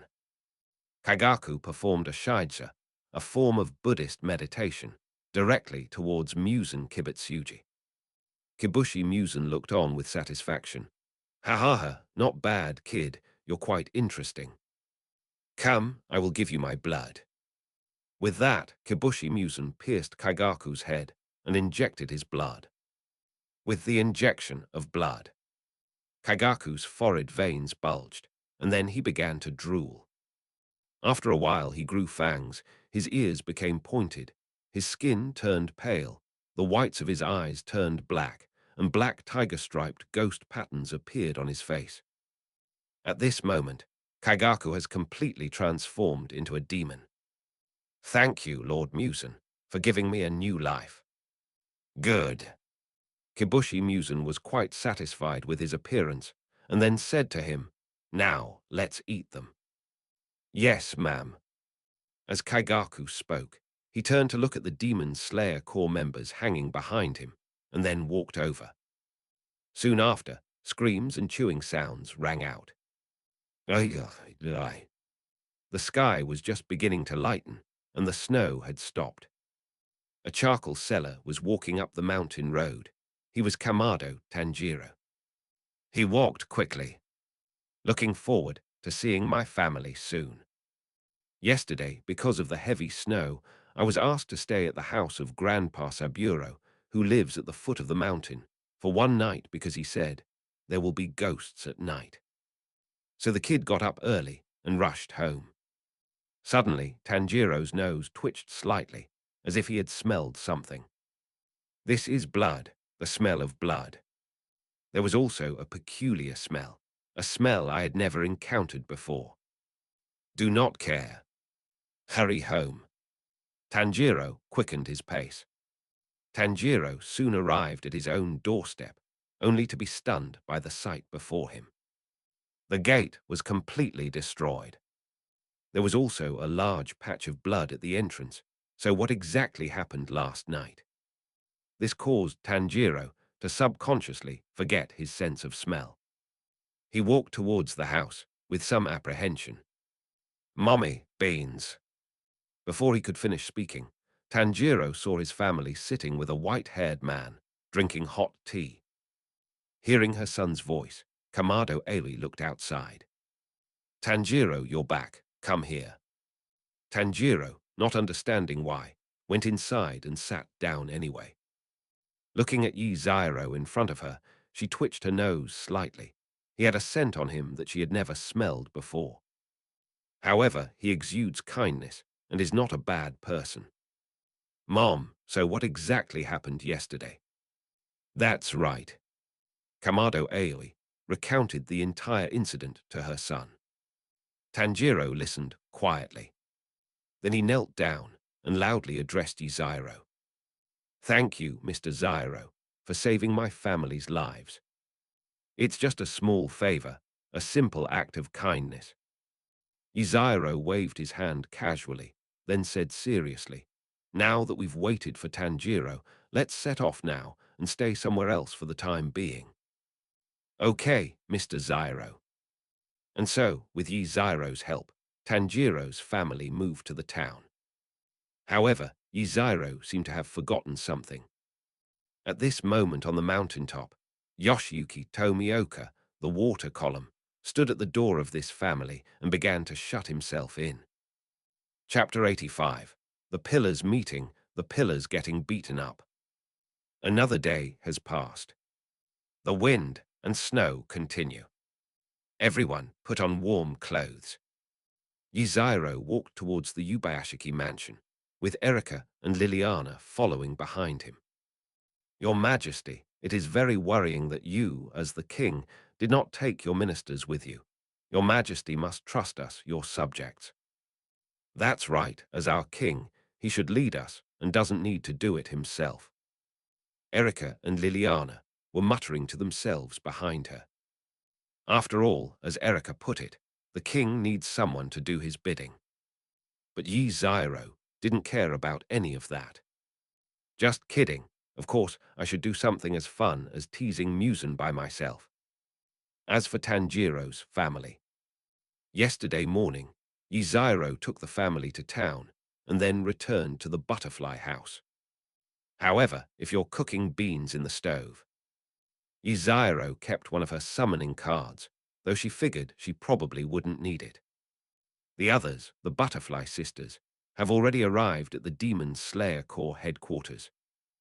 Meanwhile, the little angel Amnesia was taking care of and treating the wounded in the butterfly mansion. After all, this girl was really too kind. Yurikawa Hana and Kanroji Mitsuri are together. Yotsuya Miko and Shizuka Kaori spent the whole night searching for ghosts yesterday and found quite a few. Walking through the Wisteria Grove, the group soon arrived at the Demon Slayer Corps headquarters. Lively sounds came from inside the house. After all, how could Canny Butterfly, who had long since died, not be excited to come back to life? Yi Zyro knocked on the door. A moment later, the gate was wide open. The same little girl who opened the door was the same one from last time. This time, Yi Zyro learned her name, Yubayashiki Hina.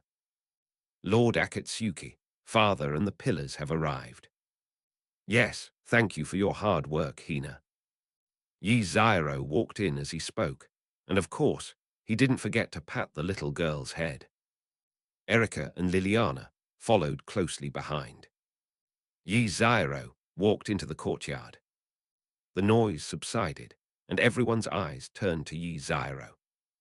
Yi Zyro, who was being stared at, didn't care about any of this. Yi Zyro glanced around and saw that besides the two pillars, the butterfly sisters, there were 6 other familiar faces. The sound pillar, nicknamed Glamorous Guy, is a man with a very handsome face, a strong physique, and a headdress adorned with dazzling gemstones. Tall and imposing, dressed in monk's robes, with a string of prayer beads tucked in his hands, the compassionate war god, Rock Pillar, Bame Uzingaming, is blind yet possesses highly developed tear ducts. Standing in the corner, looking a bit withdrawn, is the water column that says, "I'm not disliked, Tomioka Jiwo." Following closely behind are the two heroic duo, the hot-tempered wind pillar, Seinmi Shinazugawa, and the sharp-tongued snake pillar, Obanai Iguro. And the last one, with blonde hair ending in red that shone brightly in the sunlight, and a pair of piercing eyes beneath thick black eyebrows. He looks exactly like an owl. This is none other than the beloved flame pillar, Rengoku Kyojuro. Everyone looked at the man, who had saved the flower pillar, with some curiosity. Yiziro then ignored everyone's gaze and walked towards Kaguya Yubayashiki. "Kaguya, how are you feeling?" "Thank you for your concern, my lord. Thanks to Miss Asia, my wound is much better." As Kaguya Yubayashiki finished speaking, "My lord." Apart from Kani and Shinobu, all the other pillars stared at their lord in disbelief. "Why would your own lord call the guy next to you, lord?" No one could understand it. Yuzui Tenjin looked utterly bewildered. "My lord, this joke isn't exactly elegant." Amitabha. Baimanju Zingaming clasped his hands together, tears streaming down his face uncontrollably. "My lord, is there something you're having trouble telling me?" Kyojuro Rengoku crossed his arms and shouted, "My lord, forgive my rudeness. No one can replace you in our hearts." Obanai Gyuro and Jiu Tomioka are the same. He couldn't understand why his lord was calling the man next to him, lord. Meanwhile, our super-powerful child, Seinmi Shinazugawa, got up and walked directly towards Iziro, trying to pull him down. In their eyes, there is only one master of the Demon Slayer Corps. That was Yubayashiki Kaguya. "Hey, what have you done to our lord?" He hadn't finished speaking. A figure flashed past quickly. There was a loud bang. Seinmi Shinazugawa was pinned to the ground by Liliana, unable to move. Such immense power. "Do not be disrespectful to our king," Liliana said calmly, pressing down on Shinazugawa Seinmi. Seinmi Shinazugawa, who was being held down, was also surprised by the immense strength, but he still resisted with all his might. Seeing Shinazugawa Seinmi pinned to the ground, the others couldn't sit still any longer. "Hey, what are you doing?" "Mr. Yuzui Tenjin, don't move around, even if you were my former colleague." That was quite a spectacular move, but Miss Insect Pillar Haven't you betrayed your lord? Yuzui Tenjin, who originally wanted to make a move, was also held down by Kocho Shinobu with one hand, and Yuzui Tenjin stared intently at Kocho Shinobu. Butterfly chuckled. I'm sorry, but we haven't betrayed our lord. The snake pillar and water pillar were also unable to be stopped by Kani. Rock pillar tried to get up, but Erika pressed down on his shoulder with one hand, preventing him from doing so. Everyone, except Kyojuro Rengoku, was suppressed. Yes, it seems you are very popular with them. Yubayashiki Kaguya smiled and nodded in response to Yuzairo's words. My lord, you flatter me. They are not just swordsmen, but also my children, so please do not blame them. It's all right, I'm just a sentimental person. Go on. At this moment, Rengoku Kyojuro stepped forward and shouted, My lord, please forgive our rudeness, but we simply want to know why you call him Lord. Yubayashiki Koya was helpless. He bowed to Yuzairo, and then stood up and came to them. The butterfly sisters, Erika and Liliana, let go of Yuzairo's hand and came behind him. Sanemi Shinazugawa wanted to continue his outburst, but he quieted down when he saw his lord approaching, and then bowed respectfully. I'm sorry, my children. This is the future I see, a future that can change you and me. Kibushi Musen will be destroyed, and there will be no more demons. As the words fell, Shinazugawa Sanemi looked up and said, Even so, I will not call him Lord. That's right. Reconsider. Yuzairo listened to their conversation, smiled, and then got up and went to Yubayashiki Kaguya's side. I will never be your lord. I am only Kaguya's lord. Yuzairo crossed his arms and smiled as he continued. As for the content of this meeting, tonight I will be leading a team to attack Musen. I wonder if anyone is interested. Brothers, I'm exhausted from writing. I work on civil engineering during the day and write at night. It's really tough. That's all for this chapter. I'll try to finish Demon Slayer in the next 3 or 4 chapters. Chapter 86, On the Eve of Team Building, Kibushimusen's Illusory Journey. With the conclusion of the Zhu meeting, Yuzairo began making preparations. When the breeze rises again. Yuzairo visited Yoriichi Tsujikuni's grave once again. Yoriichi Tsujikuni was still the same as always. Even though it was still snowing, he sat in the same spot, looking at the sky and the sun. Sensing Yuzairo's arrival, he turned his head to look. You've arrived. They're here. After exchanging greetings, Yuzairo sat down on the ground. Looking at Yoriichi Tsujikuni in front of him, Yuzairo asked, Are you ready? Jai Goyuan looked at Yuzairo and asked, What should I do? You don't need to do anything, Yuzairo said, raising her hand. Telos Karma. Ultimate Karma. The spirit becomes a physical entity, and the false becomes reality. To allow the deceased to exist in reality for a short time. As soon as he finished speaking, the artifact was activated. A flash of light, and the transparent figure slowly solidified. Yoriichi Tsujikuni stood next to his own tombstone. After a while, he opened his eyes, adjusted his limbs for a bit, and then looked up at the sun. A long-lost warmth. Then Tsujikuni looked at Yuzairo and asked with some doubt, With your abilities, you are perfectly capable of killing Kibushi Musen, so why are you looking for me? Yuzairo stretched and waved his hand dismissively. Just think of it as me wanting to have some fun. Once you reach the Infinity Castle, drag Musen into the illusion, and then control Nakheim to start a fair and just matchmaking game. Yuzairo had already figured out each of Lion Zhu's opponents. All right, next I'll take you to meet your old friend. Who? Ms. Tamio. After saying that, Yuzairo put her hand on Yoriichi Tsujikuni's shoulder and then turned into a gentle breeze. Meanwhile, Tamio, who had moved to a new place, were sitting in the laboratory studying Musen's blood. Yushiro was assisting. Ms. Tamio looks so beautiful when she's serious, Tilda. That bastard who knocked me out last time, I'm going to make him pay. Thinking this, Yushiro looked at Tamio again. As expected, Miss Tamio is still the most beautiful. Suddenly, a gentle breeze swept by, and Yuziro stood in the laboratory with Yoriichi Tsujikuni. The sudden appearance of the two people startled Yushiro. Tamio was in a similar situation, almost dropping the reagent in her hand.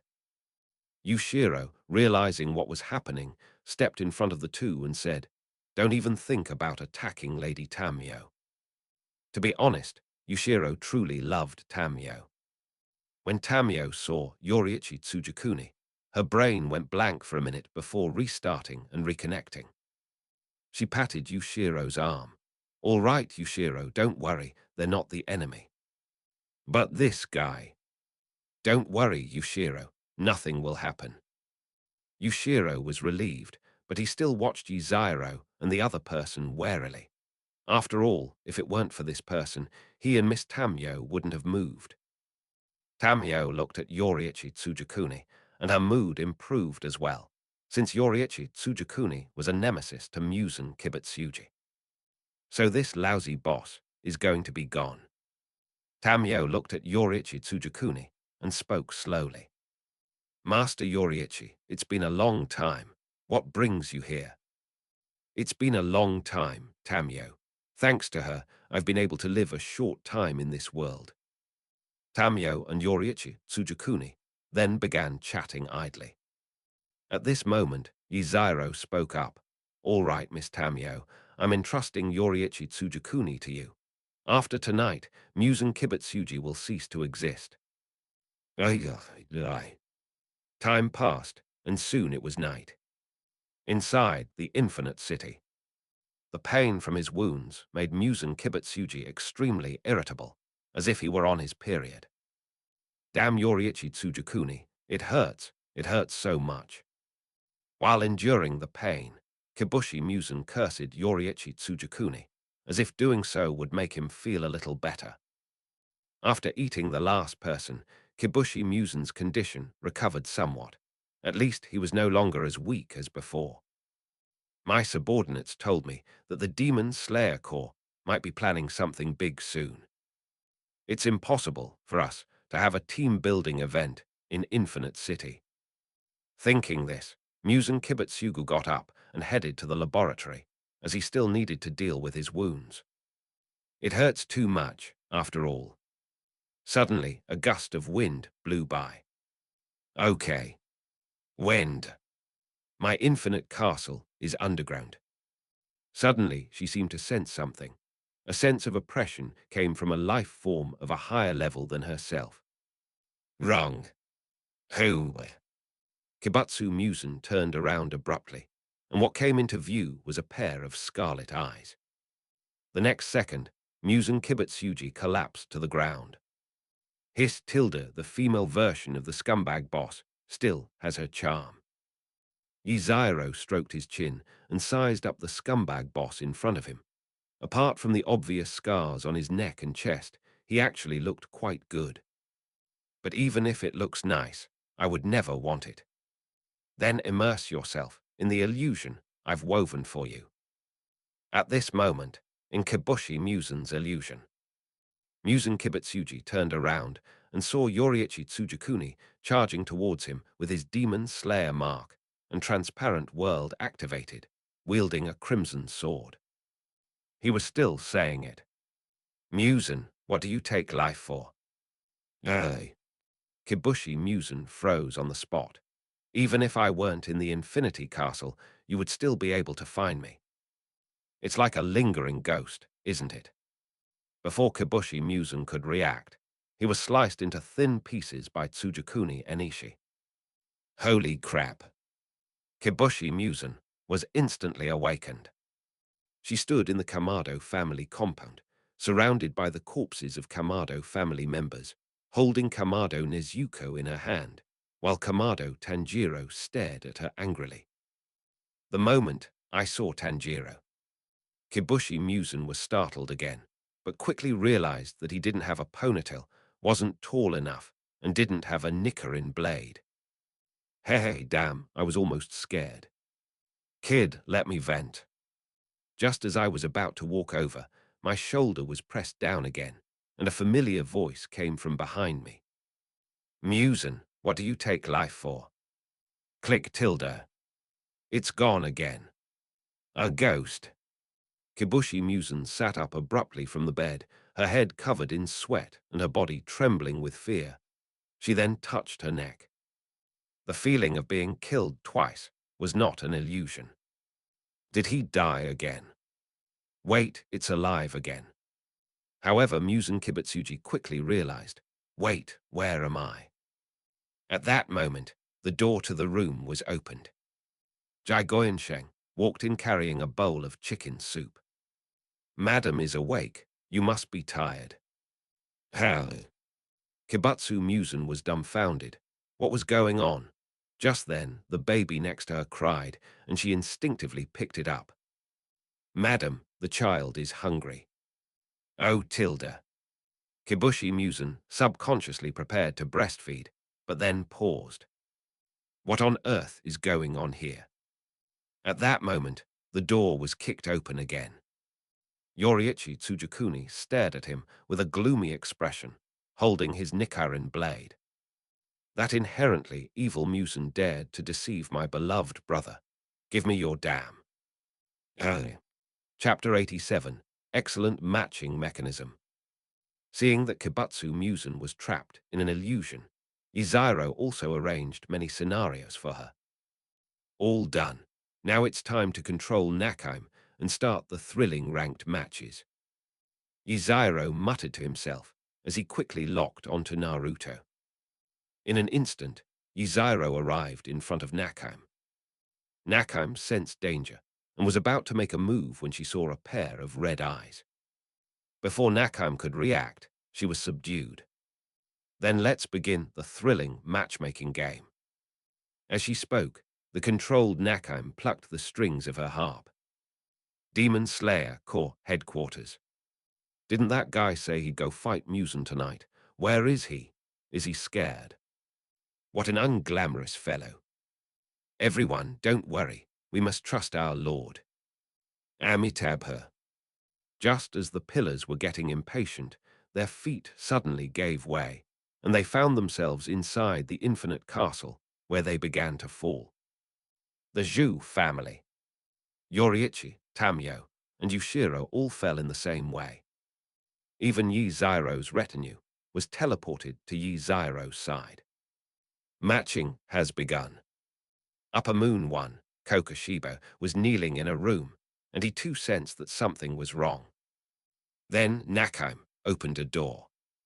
Immediately afterwards, Kokoshibo's body began to tremble, and all three pairs of eyes opened, as if they had seen something extraordinary. Then Yoriichi Tsujikuni slowly walked out of the door in front of him. Yoichi Tsujikuni, why are you still alive? Brother, it's been a long time. I've returned to take you away. The other side. Akaza landed steadily from the air. Looking at the separate room, he was puzzled, wondering what Musen Kibutsuji was planning to do.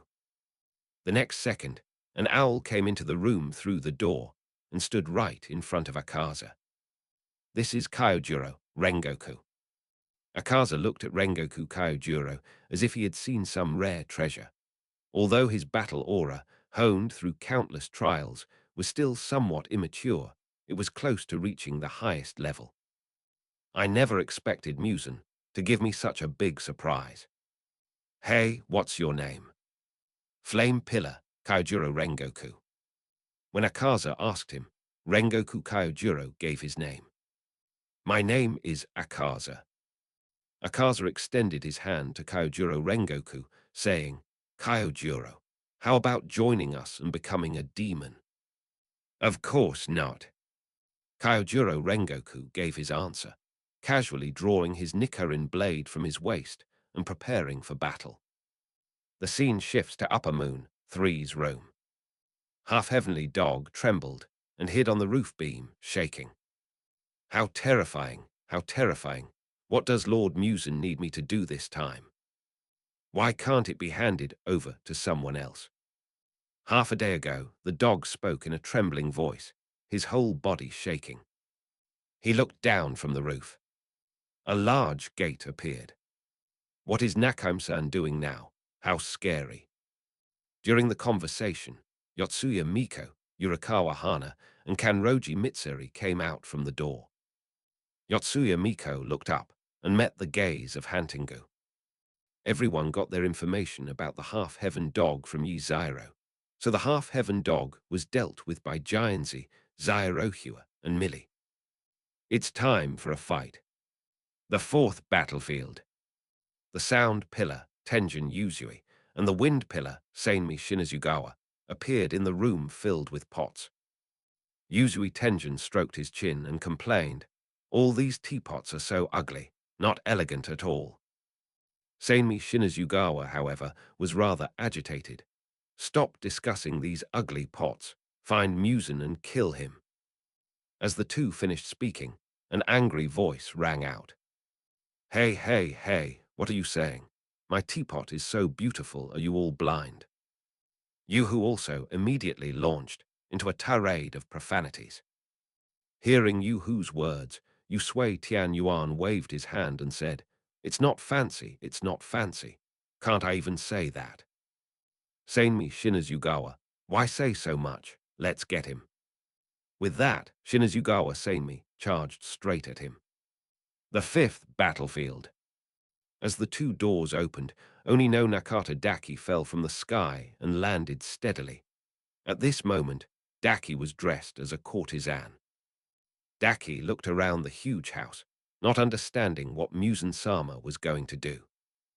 At that moment, Obanai Aguro and Jiu Tomioka also fell from the sky. Obanai landed on the roof beam, while Jiu Tomioka landed steadily. The two men surveyed the area. His gaze then settled on Daki in front of him. Looking at the words in her eyes, Obanai Aguro said directly, "Hey, are you an upper moon? Why do you seem so weak?" Upon hearing Obanai Aguro's words, Daki's eyes widened in fury. Hands on her hips, she shrieked, "Who are you calling weak? I am Daki, the upper moon 6. As she spoke, the hem of her kimono suddenly began to flutter, transforming into countless sharp strips of cloth that shot towards the two of them. Snake-breathing, second form, narrow-headed venomous fang. Just as Jiu Tomioka was about to move, Obanai Aguro rushed forward. In an instant, they arrived behind Daki. He swung his sword and beheaded. Both of them were stunned for a moment as Daki was beheaded. Is the upper moon really that weak? Is Musen blind? How could he possibly take a liking to this guy? Before he could finish speaking, the serpent pillar quickly retreated. Countless blood scythes erupted from Daki's body, and then a man emerged from within her. Seriously, just replace the head if it falls off. Looking at the prostitute Taro, Aguro Obanai, and Jiu Tomioka in front of them, they began to prepare for battle. The sixth battlefield. Lei, who was playing a so-called family game on Spider Mountain, appeared in the room. He kept his head down, playing with the rope, without saying a word. As the Butterfly Sisters entered, Lei raised his head. "Sisters, should I become a ghost, be part of my family, my sister?" Rui extended an invitation, but Shinobu Kocho spoke first. "Who wants to be the older sister of a demon like you?" Well, ever since Kani returned, Shinobu Kocho has reverted to her volatile temper. "All right, Ren, let's finish this quickly so we can get back to Zyro's side sooner." "Okay, sister." As they spoke, two butterfly-like figures rushed towards Lei. The final battlefield. Kagaku, with his Nichiren blade slung over his back and arms crossed, awaited Musen's orders. Nakheim's door opened. A tall and burly man named Heimjima Jayamai stepped out. He clasped his hands together and chanted Buddhist scriptures. Upon seeing the stone pillar, Kaigaku instinctively stepped back, knowing that the person before him was the strongest member of the Demon Slayer Corps. A gentle breeze blew by, and Zingaming, who was chanting scriptures, paused for a moment. Immediately afterwards, the prayer beads in his hand broke. His tears flowed slowly, and the veins on his forehead bulged, as if he was enduring something. But he couldn't take it anymore.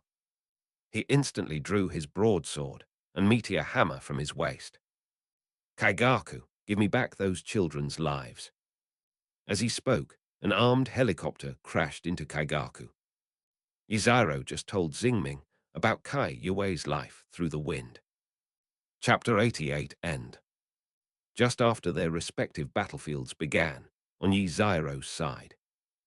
Nice to meet you, Ms. Tamio. Hello, head of the Yubayashiki family. Kaguya, Yubayashiki, and Tamio sat to the side chatting, which could be considered their first real meeting. Yushiro sat quietly to the side, without saying a word.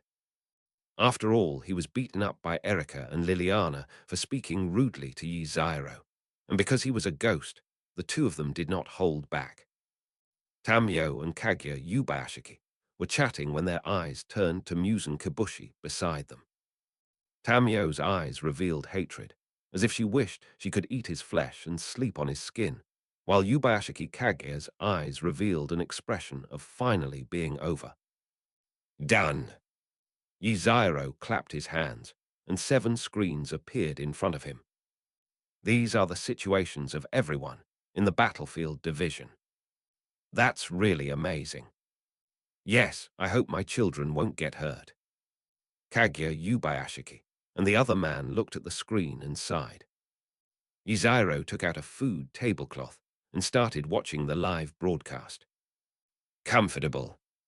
And the 7th battlefield. Kaigaku, you've still chosen to associate with demons. You made a deal with demons before, harming your own comrades. Now you've become a demon just to survive. You don't deserve to be a demon slayer. You don't deserve to live. As he spoke, Hajime Jayamai swung his meteor hammer and charged toward Kaigaku. As Kaigaku watched the rock pillar rushing towards him, cold sweat beaded on his forehead. The sense of oppression was too strong.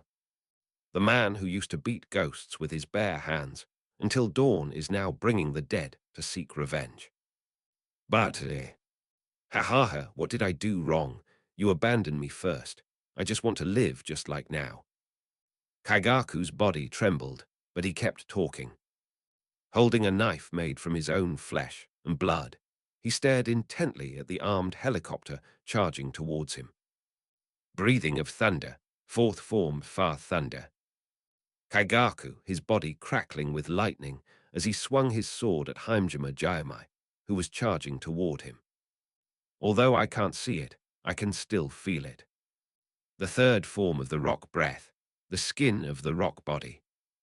Zingaming wielded his meteor hammer to form a defense, charging forward despite Kaiu's slash. Almost there. Then a sudden stop, and then breath of rock, 2nd form, sky shatter. With his feet on the iron chains, he threw the meteor hammer away from his hand and towards Kaigaku. As the meteor hammer slowly grew larger, Kaigaku's eyes were filled with terror. Verb move. Get your body moving. Kaigaku shifted slightly to the side, and his entire right shoulder was smashed through. Run, we have to run. Kaigaku gritted his teeth, his face contorted with rage, and tried to escape but was enveloped by a shadow. Looking up, he saw Beimanju Zingaming appear before him. He held a broad axe in his right hand, tears streaming from his eyes. Namo Amitabha Buddha. No, I. Before Kaigaku could speak, the axe in his hand struck Kaigaku's neck. At this moment, the crouching dragon emerges from the mountain. Kaigaku's head shot into the sky, while his body remained standing in place. Then he knelt down straight down. The head in the sky was filled with disbelief before turning to ashes. Phew tilde. Namo Amitabha Buddha. Baimanju Zingaming clasped his hands together and uttered these words. Then the ground beneath my feet gave way, and I fell again, before landing steadily. Sensing the presence of ghosts again, Zingaming prepares for battle. But then he heard his lord's voice. Zingaming, you've worked hard. My lord. The first battlefield. Kokoshibo stared intently at Yoriichi Tsujikuni in front of him. Mingaming, you were already dead, killed by my own hands. Why did you appear? Why did you come back? Facing the somewhat agitated Kokoshibo, Yoriichi Tsujikuni slowly extended his hand towards him. Brother, could you please give me another flute? Kokoshibo was clearly stunned when he heard this. Sure enough, he still couldn't forget the guy in front of him. He thought of the past. He remembered all of Yoriichi Tsujikuni's words. I will regard the flute given to me by my elder brother as my elder brother. My elder brother's dream is to become the first warrior of this country, and I want to follow in his footsteps and become the second warrior. Kokoshibo slowly took out the flute hidden in the heart and held it tightly. Yoriichi, brother, I'm jealous of you, jealous of your talent, jealous of everything about you. Kokoshibo looked at his younger brother in front of him and said through gritted teeth, but I think I was wrong. Kokoshibo relaxed, slowly drew his sword, and looked at his own reflection through the blade. He had strayed from the way of the samurai. Come on, let's have a battle between the first and second samurai. Yoriichi Tsujikuni smiled. He knew that his beloved elder brother had returned. Well then, elder brother, after this, let's go to the underworld together. Looking at Kokoshibo before him, Yoriichi Tsujikuni slowly drew his sword, the candlelight shining on the blade, giving it a cold, clear light. The two faced off, yet their breaths strangely mingled at that moment. Kokoshibo made the first move, rushing towards Yoriichi like a ghost. His sword shadows were like moonlight in the dark night, evoking a sense of beauty. Yoriichi remained calm and composed, parrying with fluid and graceful movements, his blade as swift as the rising sun. The clash of blades. The meeting of the sun and the moon. If Jiguo Yansheng hadn't been so jealous that year, would the scene of the sun and moon shining together have occurred? The surrounding air vibrated violently due to their battle. Kokoshibo's moves became increasingly fierce, and Yoriichi Tsujikuni also received his brother's love one by one. In the fierce confrontation, Kokoshibo went from being hostile at the beginning to being at peace with himself. He looked at Yoriichi Tsujikuni. Yoriichi, the final move. Jai Goyuan nodded slightly, his melancholy eyes becoming firm and gentle. Kokoshibo unleashed all his power, pouring all his emotions into this final strike. The blade was as sharp as a crescent moon, carrying with it his lifelong obsession and the liberation he felt at this moment. Yoriichi also fought back with all his might, his sword clashing fiercely with Kokoshibo's sword like a blazing sun. In an instant, light shone forth, as if the sun and moon were truly shining together at that moment. The immense impact caused everything around them to tremble, and the figures of the two were faintly visible in the light. As the light gradually faded, Kokoshibo and Yoriichi stood facing each other, and Kokoshibo's sword suddenly broke. A relieved smile appeared on Kokoshibo's lips as his body began to disintegrate and slowly dissipate. Yoriichi Tsujikuni quickly stepped forward and hugged Kokashi, or rather, Iwakatsu Tsujikuni. Brother, welcome back. Let's go together. Yoriichi Tsujikuni said softly, then nodded in a certain direction. Yi Zairo, who was watching the live stream, understood the legend's thoughts. That's enough. He then snapped